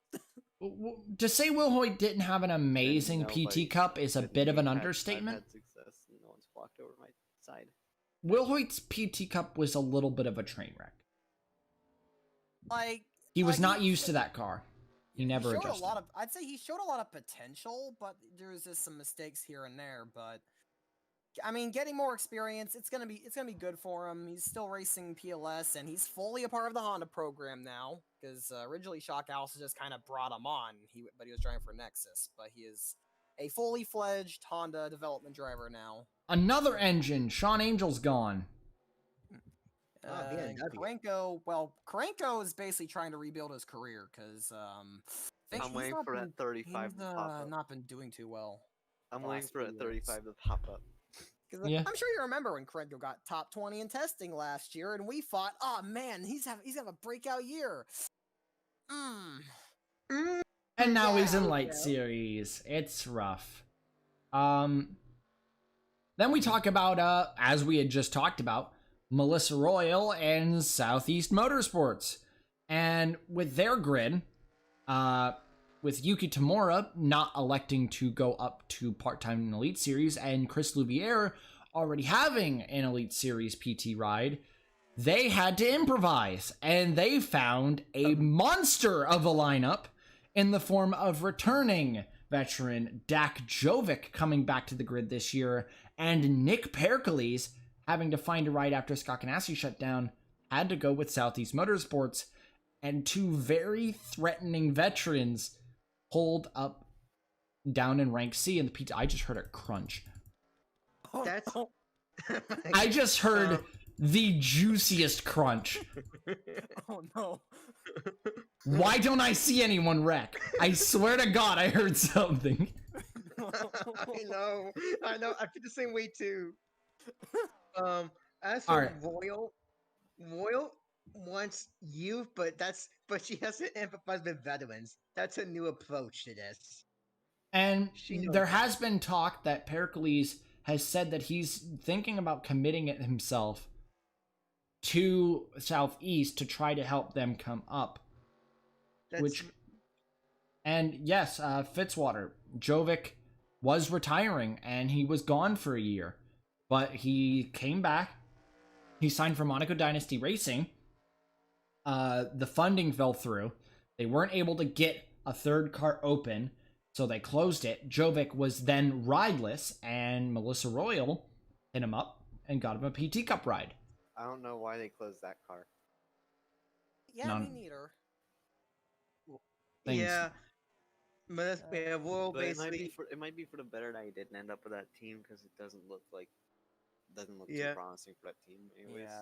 Yeah. Southeast is a budding program, so like I definitely think they'll be in the SCS like full time by maybe by 2020. And for the first time ever, Full Frontal Motorsports has a satellite team in the form of Southeast Motorsports, as they've taken up the helm as the secondary team behind them, and they've taken the 04 with them with permission granted from Full Frontal Motorsports. So we now have a Dodge Alliance. We have a Dodge Alliance. Which does make it ironic that Jovic is in that car. What I find funny is that I started the alliances, and then now the Ford Alliance is basically just me and Monarch again. Yep. Yeah, there's the tiny Pontiac Alliance. Oh yeah, Ditech is in alliance with TUA. We never mentioned that. But yeah, we got the Pontiac Alliance, the little tiny Pontiac Alliance, the little tiny Ford Alliance, the little tiny Dodge Alliance, and the Honda Empire. This is the evil empire. They are completely dominating currently. Over time, we may see that diminish, though. Like I'm aware the size of the alliance won't last forever, but I don't think Maverick's gonna have issues anytime soon. No, but yeah, that's just how it's. It just It's sucks to been. not have anyone really to give ideas to, because the one person I'm aligned with is fucking Paul Jackson, and Rock to the top. First sub 154. And Paul Jackson is not the most active person in the world, Yeah. so I can't really hit ideas with him. Oh god, full frontal. I can't really talk about ideas. Oh, with him. TUA has an engine. Petrov. Kind of why I made. It's just kind of why I wanted to do that thing with the bet, because it's like, well, it'll be an alliance, and I'll be able to hit off ideas that would it might sound good or bad. Okay, full frontal starting to scare me. But well, Yeah, it's oh, road they're courses. one- It's they're full 1-2, frontal country. Like, let me get this straight. They're 1-2, and all their cars are in the top 10, even Hurley. Even Hurley. Bruh. So But Hurley's the last one, I think. Is Uh, I mean, we need I to guess finish full, up I guess the. full frontal did like the slap the field on the road courses, and it seems the change the Dodge has not changed that. But what we need to continue PT because we only have 2 minutes left in the session to right. keep it going. We have joining is Saba Sport is back on the Elite Series grid, only part-time with the 00, back with Jack Benyako after the They have- PT Cup entry for Thundersport closed and he was pushed out of the Honda Alliance because there wasn't space. The Ford Alliance picked him up, and Saba Sport has joined the Ford Alliance as their PLS satellite. And they're also getting some direct support from RRE. so there is some hope for Ford if the possibility of somehow Monarch leaving happens. They at least have Sabasport in the wings. So Jack Right. Benyako as well a huge threat if he can develop over these next few years and end up in Roush Racing. That could be terrifying. It would be great though if they didn't leave. Yeah, and finally, Freeze Racing Team joins as well onto the PT grid in rank D down there with Monaco Another Dynasty Honda. Racing. Another Honda. With Michael Candiday and Peter Onjak, which is the Scandia. Or I don't think it's Scandia anymore. It's not Scotty anymore. Michael Canada actually took over, I think. I'm pretty sure he's at least a partial owner of like Sinclair Canada Racing. Along with I believe it is Paul Sinclair, former driver. I may have to Former verify PLS that bus. But Sinclair's got that money to fund the team. So yeah, that is an interesting lineup, and that is probably the shakiest PT Cup entry, being the Candidate Onjak combo, as neither of them are really ready for this opportunity, but of course they're going to take it because it's not a full-time opportunity. They're still racing down in PLS. They're taking this PT opportunity and going to use it to get the experience. Because like obviously, it's a part-time ride. It just gives them an opportunity to learn, and it's not like they don't have potential, because Canada won 2 races in PLS last season, and Onjak actually made an appearance last year in an SCS car for Thundersport, and he made the Royale. Yep. We are in standby as well, so we need to watch the line. So yeah, I don't necessarily. I don't think that team will do amazing this season, but I think their goal is simply to just get experience, both the drivers and the team. I have so much salt that I don't have too much. Friend. You gotta pitch Ooh. the Florida Lions, Roush. We didn't catch Paulson going to third. But Throck the comes thing- back to the the thing line. is- He improves at the end of the session. 153.8. Oh wow! The thing that's- though is What that I a want people to run. come to- the thing that bites me in the ass all the time is I want people to come to their own decision. Back to the line. Darrell is going to end I'm not- last again. I'm Connor's not much done. Of a salesman. I'm more of, all right, I'll let you sit and see how. Yeah, Hard back to the See, it line. didn't work out too well because Wolf decides No. to be like here, join this Honda program, bitch. Yeah, John- Jason Wolf is a much more aggressive owner. Here comes Aller to Well, the you line. can tell I No. don't have much in the way Ooh. of things with Monarch because I let them usually get their own lineup. So if they don't get a lineup 3, they're satisfied 2, with, they're like, 1. I'm like, Okay, Willie D got Nah. top 20. You got top it's your 15. fault, I'm mate. fine with that. And yep, there it is. It's a full frontal top 2. William Brock and Shane Vincent, the top 2 on the team. Go I have a 1-2. feeling we'll be saying. I have a feeling we'll be saying that more than just this time. Yeah, not gonna lie. Man, remember when Shane Vincent was bad on road courses? He really has developed. He's coming to his own this year. Ooh, there's a lot of smoke. We'll check that out in a sec. Because like in PLS, like God, he was so bad on road courses. Johan So, kicked his ass on road courses. So first, I constantly, wanna and that's where he always lost his everything. 2019 testing C. And I want to go see why there's smoke here. But can I also say something about something completely unrelated but in PLS and that's Saber. ASCR? Oh yeah. Oh, are you gonna talk about Sakuda? Yeah, Sakuta's taking a TRD development driver role Cack. and is That's just is- hard racing. for now he's at least sticking in ASCR. That's hard racing. That's good. But he has Alright. plans to return to the PLS at some point. So Yeah, I believe for like the 2019 ASCR season, he's driving a car that's allied with Verlander Motorsports. Like they're not officially a Verlander car because Verlander already has 4 cars, but you know. He's in there. But Brock, Vincent, Paulson, another good run. Bowers, another good run.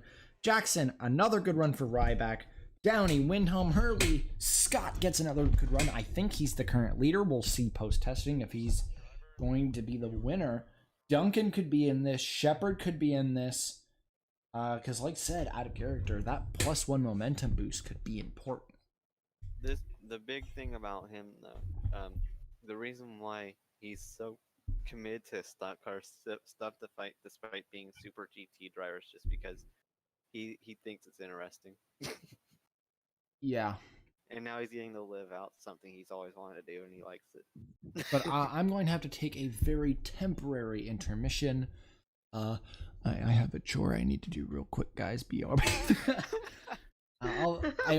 guys can just Doesn't chat involve amongst chickens. yourselves. Hold on. Be Yes. right back too. Oh So god. I will I'll be return back. in just a bit.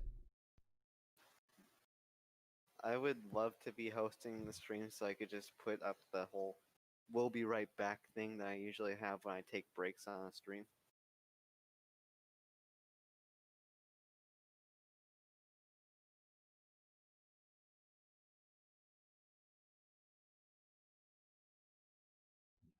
Let me see here.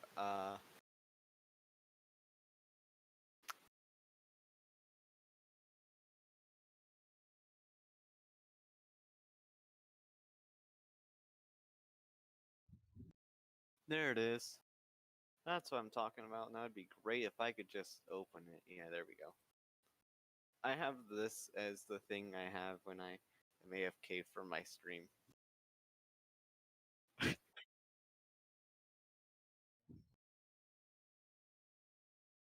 And then I usually have music playing in the background.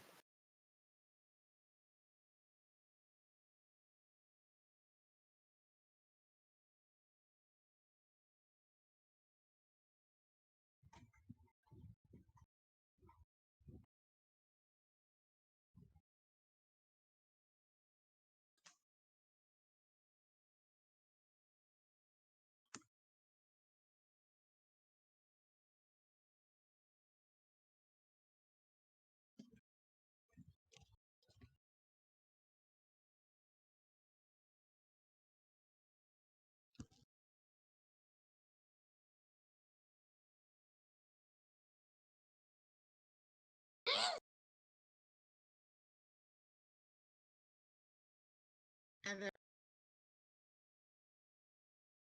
so I'm guessing everybody's dead.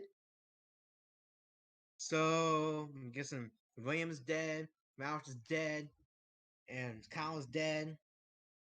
Like, is this basically what's going on? Like, am I just the only one am I the only one who's goddamn talking? Oh my god. This is kind of weird. I'm here. I don't know what's going on. I don't know what I should say. I don't know what's going on. You and me, Chris. You, me, Chris. What? Who?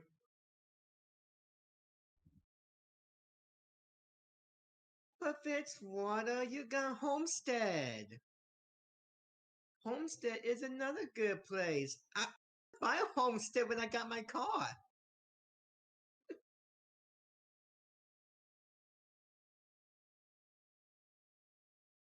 Not only that, I was also by Palm Beach International and it's Vince Chris. Oh, freeze. I understand.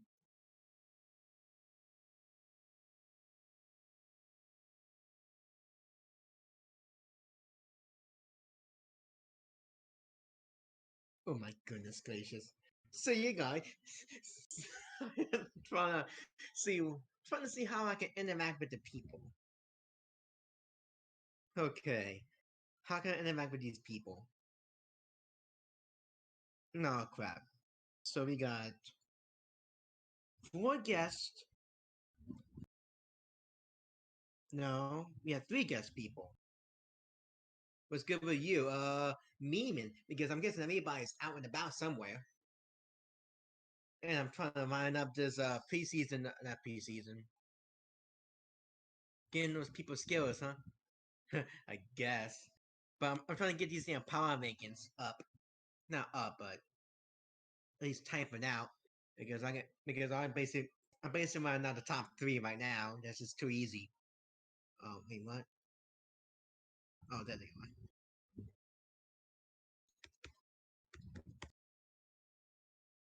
There we go. Open up Microsoft Word. No, Doki bring documents. Okay, there we go. Oh, that's not normal. Community pre-season testing edition. Oh god, that sounds so weird. That sounds like I'm doing like a STD testing. It won't be that while. It won't be that crazy freeze because we haven't got to Golden State yet. Wait until we get some stupid shit, then I'm gonna be up and downing. It won't be that crazy. Trust me, it won't be crazy.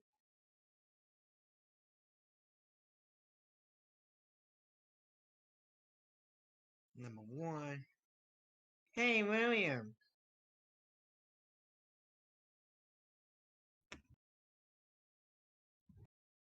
Willie D. Yeah, Mike wasn't picking up. What's up? I'm doing palm rankings right now, and top 3 are just boring. It's just the same 3. Fun. Top 3 is boring. 5 and 4. I don't know about 5 and 4 really. 6. Oh wow. Oh no! I just realized something. Oh fuck. Oh. Oh my. Someone is going down in the top 10. Jeez.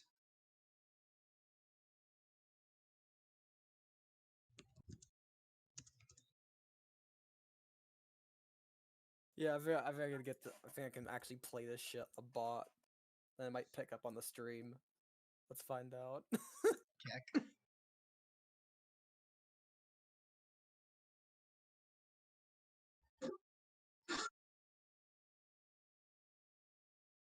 Wait, what?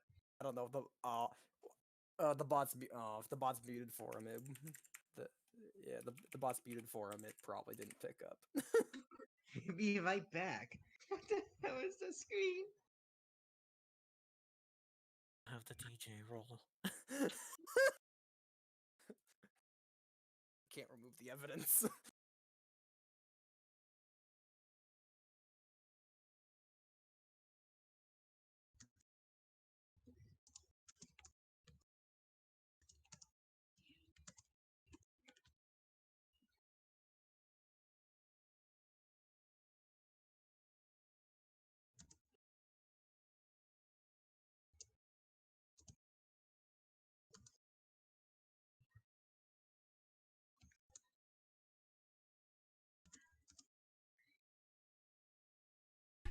All right. Everyone's still Who here? is this? Did I save? Yep, I did. Oh, hello, Kyle. Good Hello. news. Trying my little palm making so far. The top 3 are boring as shit. Well, we are still live. I just need to get the Oh, I know. Oh, roster I know. exchanged. Oh, I know that. Just don't But I'm spoil just letting you anything to know, people. Like the top 3 would be the same so long. Homestead, I think works at where are the other two, by the way? Who are you looking for? Monaco and Definitely No. was not. It definitely was not 110. So you're still here, okay. I don't remember what it was. Really need to write this stuff down, but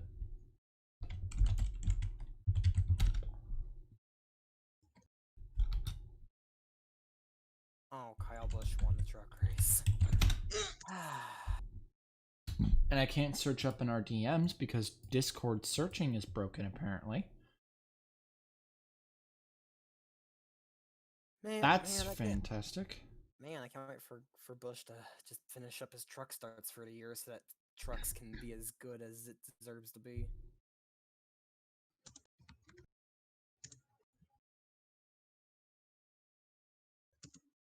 I don't think it's 110. It definitely was not. Maybe it was like 107? Question mark.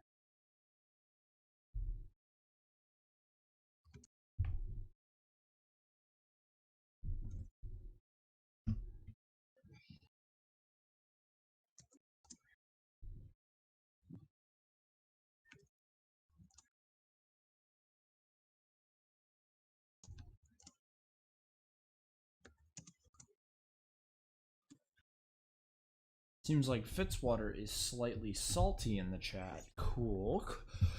What's he salty? What's he salty about now? I'm pretty sure he was just salty because Darrell got last 2 in a row, but yeah, we got one more to go. Homestead Miami Speedway. I am going to risk 107 as the final preseason testing session is about to get underway, and the decider of who's going to get a +1 boost in the first half of the 2019 season. As the cars are set up on pit road, and we can just do this session normal, no introducing people because everyone's been introduced. As it's Max Anderson who's going to be first out on track. He's won a Royale in this track before, so interesting to see that he's the first out. There we go. He's getting up to speed, and if the percentage is too low, then we'll just fix it. Or too high, then we'll just fix it and restart. We'll just see where it'll go. Bump it to like 110. They will go straight into the wall. But I love walls. Yeah, we do have to introduce Monaco Dynasty. Thank you for reminding me. Jardaron. And all they're right next to each other. Oh, Javon's still here in the series, I heard. Jardaron returns back in the 3-car. Has it been now? 132, 35. No, 148. Yep. 148. It has been 148 races for Gerard Aron. That's how many races he's run his entire career, because he has never won. And, he's missed 4 starts. Yeah. And Gerard, man, it's just not going his way in his career. He needs that win, but I don't think Monaco Dynasty is going to be the team to give it to him. Yeah, like I'm just gonna be honest. I think his 2017 season wasn't a breakout year; it was a blip. It may have just been a blip. Because last year he went back to same old Gerard. And he returns this year. It's gonna be rough, as Monaco Dynasty is the Chevrolet flagship. They are the flagship. They are not only the flagship, but they are the only Chevrolet team in ISCRO. Yeah, to my immense surprise, even RFJ Motorsports is not Chevy. It's literally just Monaco Dynasty. And I don't expect a lot out of this team this year. Yeah, it's definitely been rough. They're not really doing that well financially. It's especially rough because of Max. Why? Don't forget though, guys. How did he get re-signed? They picked Max Jackson over Jovic. They did. Like, I mean, I get that. Like, if you're thinking of the first half of the season, because for the first half, Max Jackson actually did a decent job. He performed above our expectations. And then he dive bombed. And in the second half, he had an absolutely nuclear implosion and finished second to last in points. He dive bombed so far into the dirt that he might have popped up in China. And I don't know if the team noticed that. He did immensely bad. Jackson over Jovic. That's crazy. It's gonna be a rough year for Max Jackson, and he may just end up joining a list of people with the title bust, because it is not going well for Max. I feel, yeah, this could be a do or die year for Max Jackson. Oh, and would you look at that? We're on a speedway. You know what that means? Maverick Wolf, Bartlett? Bartlett? The Bartlett time, baby? Question mark? Eh. Oh, no, it's Connor time. Okay, this makes more sense. Okay, and there we go. There's the Church of Connor Monaco. Church of Connor Monaco has been erected at Homestead in more ways than one. Honorary last so far. Ryback, why have you not made a lap? What? What? Oh yeah, that's a glitch. What? Yeah, that's a glitch. I have to move his pit stall, don't I? Yeah, reason why, because you have the first pit stall. And since he got the 43rd pit stall, number 43 pit stall is in the way. It's broken. So I need to move it over just a few inches. Yes, you need to move a few inches, or yeah, just move it like a few inches. Yeah. I guess that's a restart. That's Rip a the fourth restart. wall. That's the restart. That's the restart. I don't know which way to actually move it. Oh wow.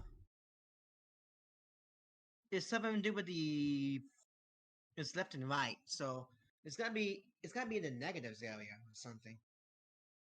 Well, no, right now it's at 37.89. 37.89. What about the other stalls? They're in the 38s. But the 37 is in relation to the LPs.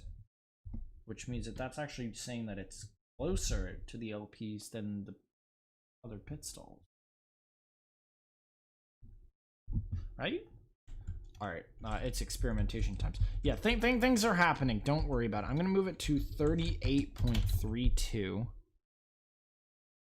And see if our boy My Red Ryback loads in. Rip Church of Connor Monaco.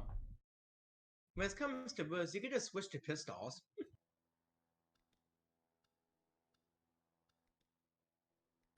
Hey, stop doing it. Okay, so I need to go check the last pit stall real quick. I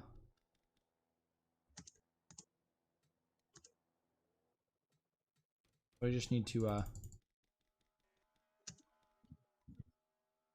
why is it Ryback again? First of all. That's funny. And it did move a little bit. Did he move out of it or did he move into it? He moved a little bit.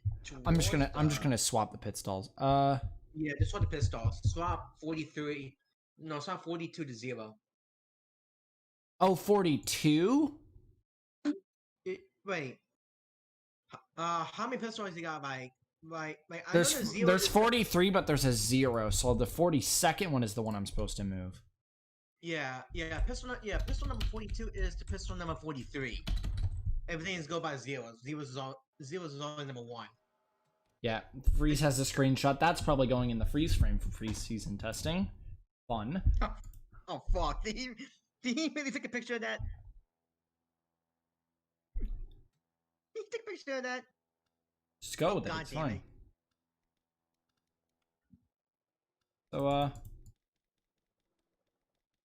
that's weird. I don't know the pistol number of that one.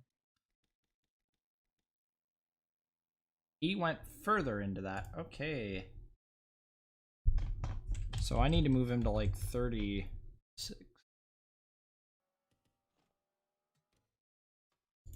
Yeah, just hold on, guys. We'll figure this out. Technical difficulties. It wouldn't be the Elite Series without technical difficulties. God, it would be... Oh no, you actually went number 2 in. You went towards the pistol. Yep, I was right to think that it was actually the wrong way. So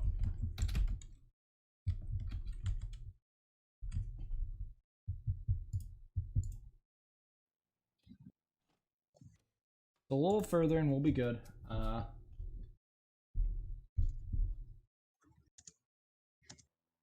Yeah, just throw it in there. Just throw in the picture of Ryback dead. No, Ryback is transcending.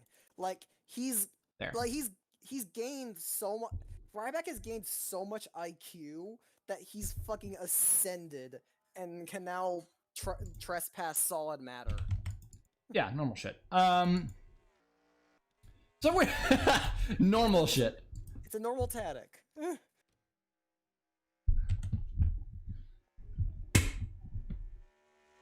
How can you make laps when you've transcended reality so far that time doesn't exist? His lap times are all 0. He auto wins. That's the secret. It's the secret. All Did I right, ever Scott. mention that Monaco Dynasty were traitors? Traitors, Jesus. You two got a little close to each other there out of pit lane. Yeah, Angel How was long just ago did moving this out. start?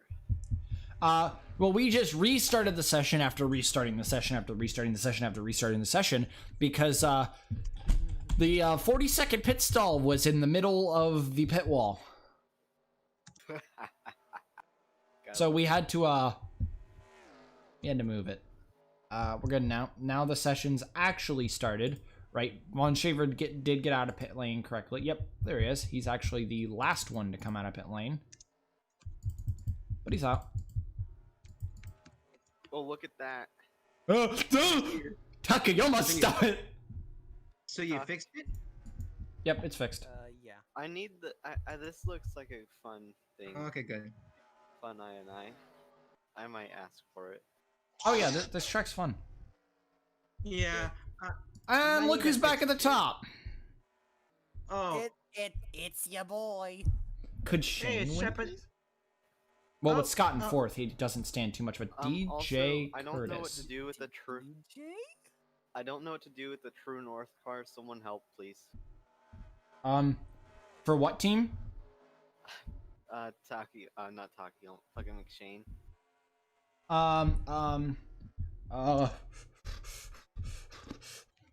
I don't know. I just don't know what to do with the True North scheme in general. Like So I would take cues from the kinds of cars that liveries that Nice ran last year. Oh, cool. Shepard's Well, Satan now. I can't pull those off. Shepard is just Satan now. That's his new But name. he's fastest. Was fastest. And wheel damage for Takayama. Oh. Just another Honda. Oh, coming to a BMW. stop on the Damn track. it, Jesus. I was thinking something different. She's I mean- going to the rear. I mean, Honda did recently hire a Japanese driver. Oh yeah, we could talk about Junior. Junior Van Aller? No, the Junior series.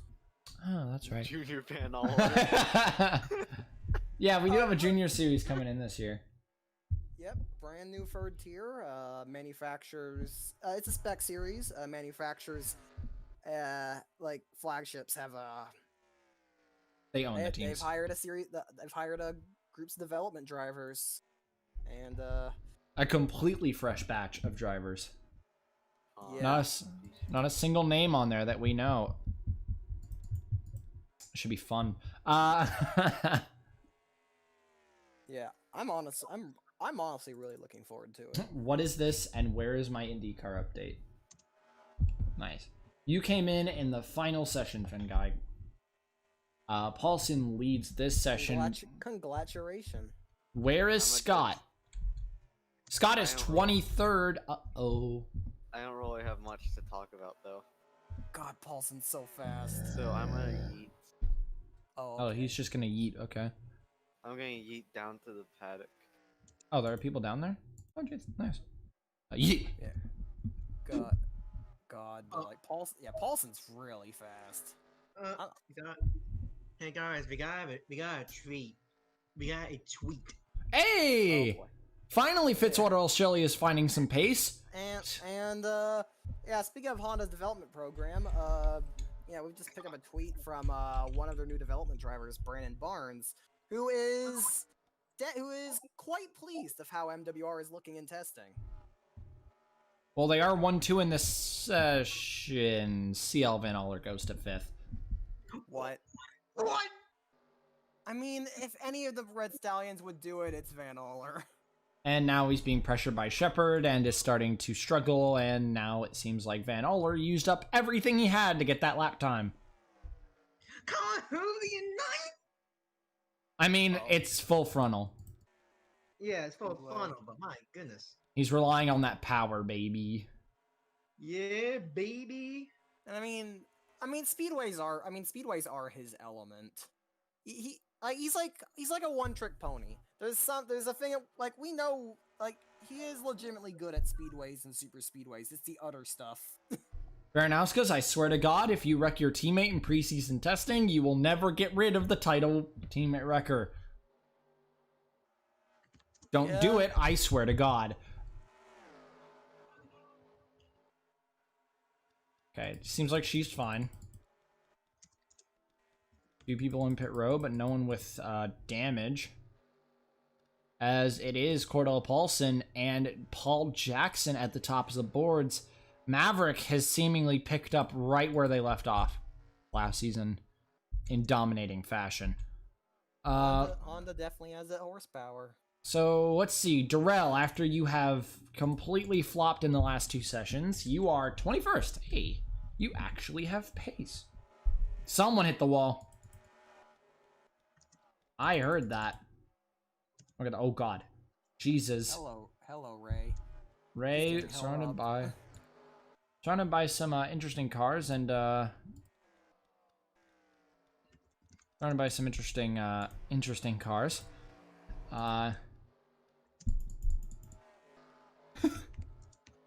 Nothing's happening right now in the top 10. Things are seemingly calming down a little bit. Jesus, Guys, Paulson. It is a testing session. Can you not race like it's the final lap of the Royale? No. This is crazy. Why is... Oh God, the bumper. Like I know Paulson is aggressive, but Jesus. Yeah. Man, He's usually not that kind of aggressive though. He's usually just just pushing the car kind of aggressive. Ryback is 31st. Scott is 27th. We could see an upset right at the end of this of who's going to take preseason testing by possibly Paul Jackson, question mark? Or Aiden Shepard. I think if Shane Vincent could get up here, he could win it as well. He's 13th. He needs a little more than what he has.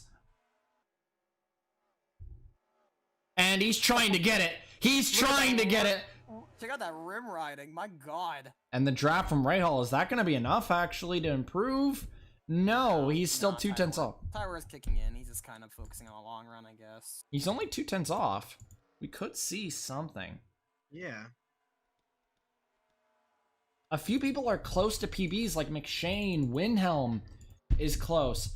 Brock's half a second off. Anderson's off too. Who else is close to their PBs? Petrov is fairly close. Schaefer and Rowe are as well. Ooh, Bouchard is right on his PB, but he is last. Someone's in the wall. I'm not used to the 77 car whatsoever. It's so weird. I'm not used to those numbers at all. Neither am I. Ba-da-ba-da-ba-ba. I'm just happy that I didn't call Paulson Rahal once in this. You're gonna do it. You're gonna do it by accident. Watch it. No, I'm gonna do it in the races when it you're actually gonna fully do it- you're counts. gonna do it in the season opener now. Why Why are we going 3 wide? McShane, Winhelm, and Thaber. That was a little bit fun. Mostly scary. Art is near his personal best, but he is also near the bottom of the grid with the 2 Monaco dynasties who have done atrocious. And well, actually, Gerard did great in his one session. Max has done atrocious in both, it seems. Good job. Ooh. Oh, Petrov. Oh, too that was much. That was too much of a wiggle.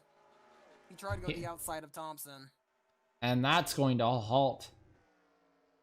any of his pace that he would have Marco for a Dynasty. session. Low Marco Dynasty. I think either Jackson, Shepard, or Jackson, Shepard, Angel, or Brock, I believe, are the four who may have this. Vincent is off. Vincent's a little bit off. He would need to improve his time a little bit more. Which, let's check on him again. He's too busy battling with Roman Rahal. Using the inside. There is Connor Monaco, who has damage, which means he also got the wall. Good job. But Vincent needs to find his pace, and he needs to start, oh my god. He is rim riding it. Jesus. Yeah, that's the Shane Vincent I know. There it is! There wouldn't be a practice session without the 35's engine going up. Well, it's not a full engine blowout. It's just an issue, but It's always there. Every time. There it is. It finally happened. We knew it would eventually. Randolph. yeah, Bubba. Randall's top 10 now. Takayama to Bubba fourth. That's not Bubba, Bubba that's was- CL. Bubba was in for a moment. Wait, No, CM it's- and Bubba is just so weird. Yeah, it's But- CL, not Bubba. Bubba's in the 07. I saw the 07. No, Bubba's not even in the session. Oh yeah, that's true too. So people are starting to peek into the top 10 again, which means people are on faster tires. We could see someone surprising jump to the top, or someone expected that we expect to see jump to the top eventually. But yeah, a few people have jumped up here, including Grace Takayama, now in the top 5. A great run. I wonder how Roush feels right about now. I'm dead. Probably. Because he realized his problems are not fixed yet. I guess we'll see. Grace is still close to improving again. We could see another improvement. Ooh, improvement out of Jack Halleck up to 13th. Ooh. Alec is making some impressions. Takayama is not doing what she should be. That run though is getting there. Yeah, but Takayama's kind of... Oh, God. Oh, this might not end well. Halleck? Doesn't Halleck? really- Halleck? Oh, okay. Almost Did they- took out did- 35. Did they not fix it? Oh god, he's still got issues. Welcome back to They- the Tyler Thaber show, where his engine blows up and he doesn't fix it. It's not the first time it's happened, and it's probably not going to be the last. Oh, where is Duncan right now? I saw him Duncan, coming after up, that but- first session, it just... I mean, yeah. I mean, I don't think he's necessarily got issues. Just kind of feeling Not the worried car. about it. Yeah, like let's be honest. After topping one of the sessions, I think he's content that the car is good. Scott's still down there. What about Ryback? Ryback's even further down.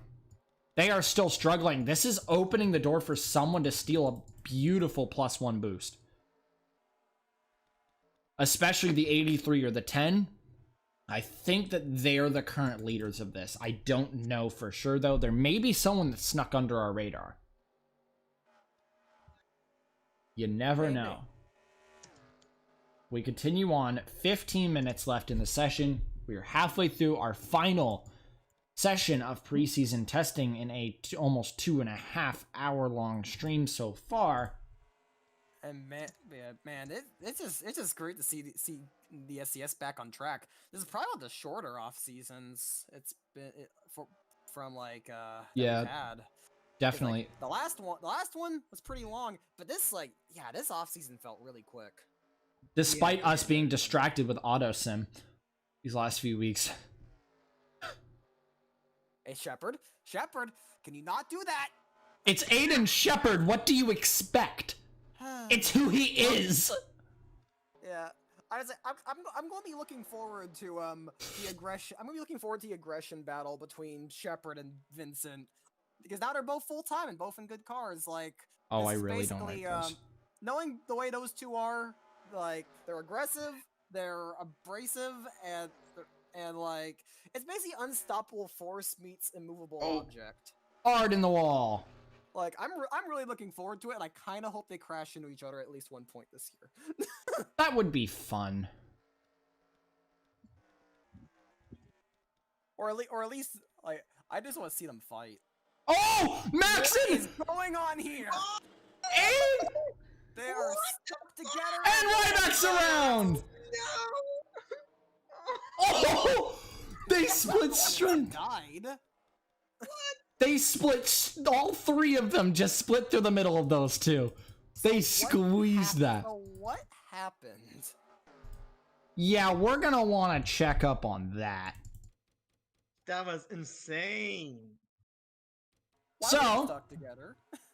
So, Max drifts up into the wall, and yeah, they just attached.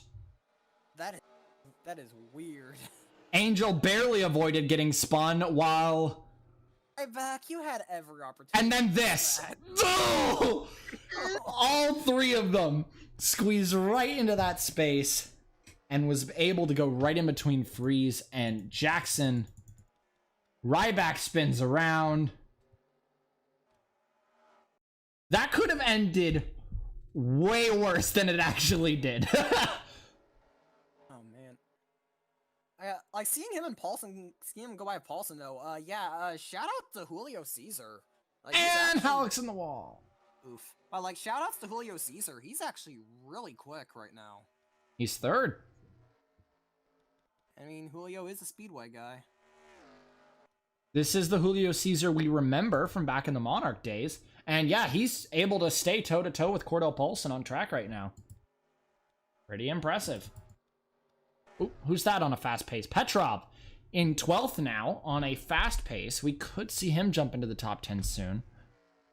It doesn't look like Ryback's going to be jumping into the top 10 anytime soon. He just shoved Faber. Yeah, he's getting aggressive. He wants to get into clean air right now. Probably what he's going for. And yep, Faber's not really going to fight him because his engine doesn't have the capacity to fight him. I feel like they need to try and just get that fixed. Like, figure out what's going wrong with it. Anything changed up here? Duncan's up into 14th now. Oh? So Duncan's making pace. Shane is out on track now. Just pulls out of pit lane. Oh, no, too much, too much. Oh. Too much. And Gerard blocks him off at that insult to injury. That's going to halt his progress. Like just pushing the outside, I guess. I was like, 14th though. Guess, yeah, Duncan's starting to find some speed. But where is Scott? 31st and 33rd for Ryback. I don't think either of them are going to win this preseason testing. Philip, what is this? And I think because Jackson was actually near the bottom of the top 40 in Paris, I think this is Paulson's. Which is terrifying to think about. But we'll see. As we got 11 and a half minutes. Maybe Paulson and Honda are a match made in heaven. We do have a big wave of drivers in the pits, though, getting new tires, including Scott. So... And Ray Hall. All Scott really needs to do is score a top 15, and I think he's got this. But he needs to get out of 31st. If he can get out of 31st, it's probably is. Oh, and here's this battle between these two still going. This brawl. T-pose. What? What? He's probably looking at a meme. He's looking at memes. That's way so. These two are just... I was looking at VC text. It was amazing. And, yep, finally, Paulson's able to get past Caesar. Fitzwater Australia card just wasn't able to hold up for as long as he would have wanted, but he still tried his best. Max Jackson's still gone. Max Jackson and Milo Ryback are out of pit lane now. What A lot of the their time hell was is that? wasted in the pit lane, so they need to get a move on if they want to improve. Especially Ryback, because we don't expect Jackson to improve, let's be honest. He's Oh. last. What? He is dead last. Which Max Jackson thinks. There is Shane, who could also maybe be in contention for this, but he needs to improve. But I think Shane's just focusing on the long run. I think he's been This- on the tires for a while. Ooh, Scott's got clean air. If now's they any held- time to they do held this, up. it's now. He's got to improve at least a little. He's close. He's close. Yeah, but he's gonna get held up by Julio. Oh, what a run through 1 and 2 as well. Oh, But now he's stuck. well, we'll see if he can at least get an improvement going. He's going to elect the inside on the 39. Knowing how slow he is, probably that might be a better option to just slip down the inside and take him that way. Yep. 31-1, but that's just because he's been focusing on these lappers. Once he gets through them, next one up is a Ryback on good tires. So if he can get through his teammate here, he will be in clean air for a while. Oh, okay, Maverick. Now can you work Is together this- for 5 goddamn seconds? Is There this he a goes. battle for one Paulson point? just moves up the track, lets him go. This is a battle for 1 point. This is a Oh, there's a crash. And that's Petrov. Oh, Look. that's unfortunate.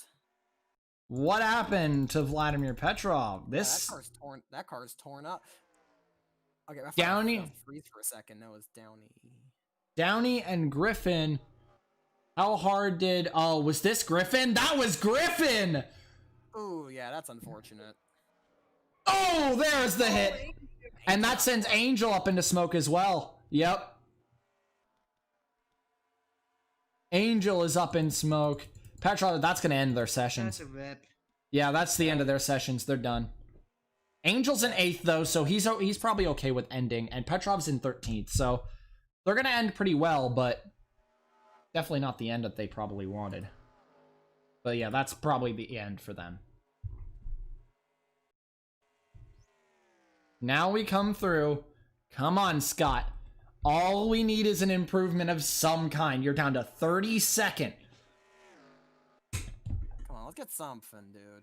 He's got to get something. He's improving little by little. He's got to He get needs up to into suck. PB range. Yeah, like he needs something. He really needs something right now. He's got Because the Yep. tires won't work for long. he's got to get a Yeah, good he rim needs- ride right here. But he's been electing the inside all day, which may be his problem.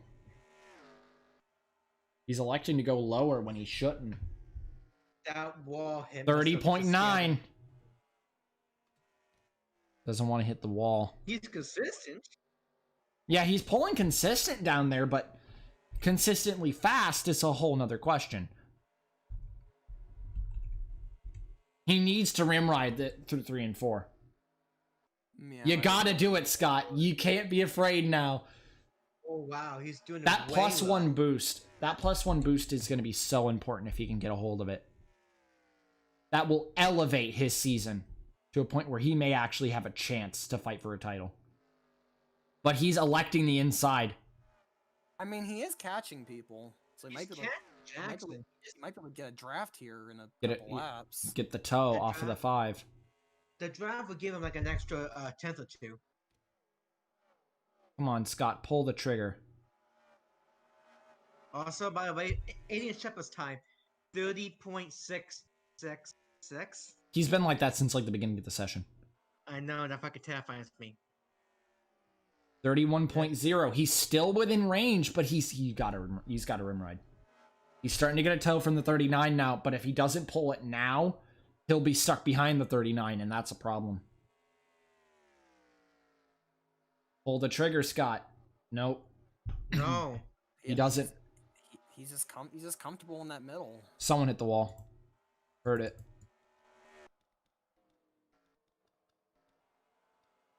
$31.0. He's still got the pace. Pull the trigger. I'm surprised he even got the pace. There's so much traffic up ahead. He's got to do it. Never mind the bitch. But he Man, keeps my- selecting that inside, and that's just not the option he wants to go for. Nope. Dude. He's going to be his own downfall here. He's playing it safe. To get this +1 boost, he can't play it safe anymore. 30.9, he's closer. He's getting the slipstream. Also, where is Rahal? Because he came out of the pits with him. He's also running low 31s. Rim ride it. No. Uh-oh. Make him. Oh. What is this? A possible death trap, that's what it is. I feel That's like gonna help. I feel like at this point the tires are too far gone to really be getting improvement. As long as Oh, the wait. times are there, he can still keep going. Once the times draft start to is fall. there. But now he's got the draft from the 5. But yeah, he's running out of time. Oh wow, Paul He Jackson. pulled it! He pulled the trigger! Oh. He's trying it. He got a little bit higher. He got the toe from the 5. He wasn't slowed down. 31-0. That's Tires are too far gone. They're too far gone. yeah. Oh, Ray to 5th. Roger Ray. Yeah, it's clear that Scott is. It's clear that Scott is not. Monaco to 4th. Like it's clear that Scott's not worried about one lap pace, but God, it does look a little It does. There he look- goes. He pulled it, and that's what he was afraid of. He was scared of the wall. He was it afraid of that. definitely looks a bit off compared to the rest of the team. I'm gonna say that much. Seeing how the rest of the team is 1, 2, 4. 1, 2, 4, and 35. This is basically par for the course with the way the team was last year. I mean, Scott was not that far down, but I mean, No. it's clear. It's clear that Scott has good long run speed. He's just maybe. And now lacking he's on too like- afraid to take the outside again. But now he's just kind of lacking in one lap pace, I guess. He's still on the 31-1s, but yeah, I think it's Oh. too late now. Paulson improved a little bit, I think. Did he? Did he now? Just Did- by like a couple hundreds. So it seems let's check that. Yeah, he Think did. so. And he's rim riding it too. Aiden, Aiden, Jesus! Oh, yeah. Was he actually rim riding it for a while there? Yes, he was. What a fucking legend. God, yeah, just God, Paulson's getting even faster. I don't like this. Anderson. This is your former teammate and your current teammate. Don't. Can u don't? It's your former teammate and your current teammate who was your former teammate. Paulson calls it a day. Yeah, I don't think he wanted to risk any of that. Understandably so. Scott, come on. No, there it is. 31-2. It's starting to fall. Yeah, like he really had no draft. The Like, draft was. He had no draft when the tires were at their best. And I think the damage is also affecting him a little bit from hitting the wall. Yeah, that too. Paulson in the pits, probably done for the session now. And yeah, Scott's running it down low now again. He does not want to risk being up near the top, and that's going to pretty much end his session where it is. Meaning, I think possibly it's Paulson who is going to win preseason. Boy, that'd be a story. Brand new team.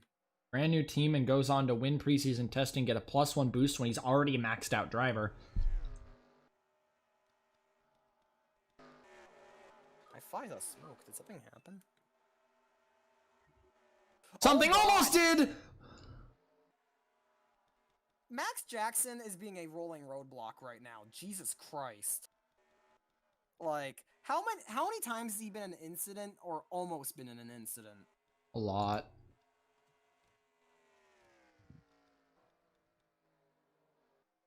We could still see someone improve, including Shepard, who's been fast.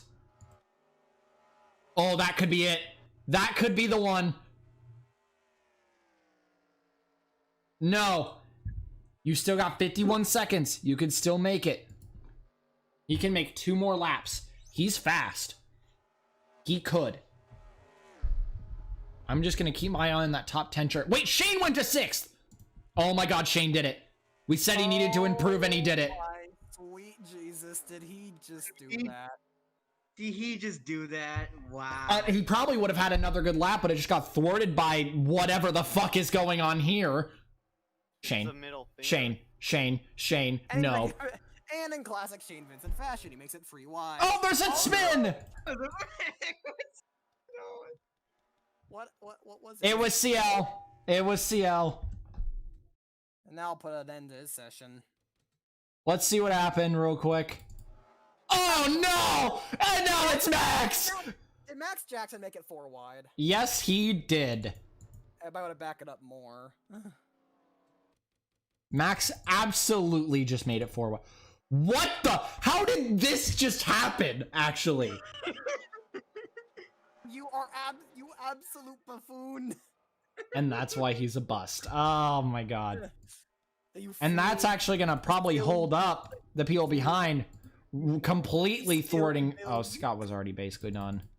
And that's basically gonna put an end to the possibility of Shane improving further because of the car up ahead.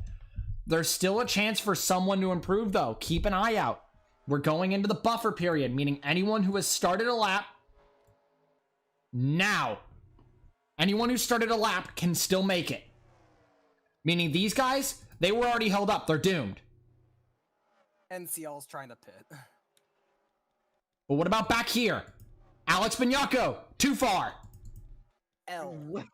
Eric, he got the grip. But how old are his tires? He's running 31 ones. He's too far gone. Yep. Look back. Rahal was recently on recent tire. Car behind. I think that might be the end. Session's over. Yeah. Session's over. That's it. Cordell Paulson wins the final preseason testing session, and results will be posted post-testing, but this is the official start of the 2019 ISCRO Sunoco Elite Series season, and Paulson. And man, I'm glad that we're back. Hell Also, yeah. Duncan. Honorary last, Max Jackson, of course. The design is more hard than you think because the logo that is used is highly inaccessible. So there it is, your final preseason testing results here in Homestead Miami Speedway. Shane Vincent got up to the top near the end. Monaco got up in the top near the end. Ray as well. But Scott did not. Ryback didn't. No, Ryback did! Oh, that's 15th. Ryback was never in the top 5, though. That might be his downfall. He was running well, but he had good speed. But did the PLS champ just win preseason testing? If he gets close, though, it's still impressive, I think. Oh, it is. Duncan finishes in the top 20. I don't think that's enough. He shouldn't be up here battling with, like, fucking... Wait, I just noticed that you're Scott. back. What? I just noticed that you're back. How do you feel about Yeah. Faber having engine issues again? Again, it's only Faber, so I swear, he just revs the engine. It's Ow. just him. At this point, it's a him problem. It's only hasn't it only happened to him often? On RRE with specifically engine, I believe last season it was only Faber. Yeah, I'm not.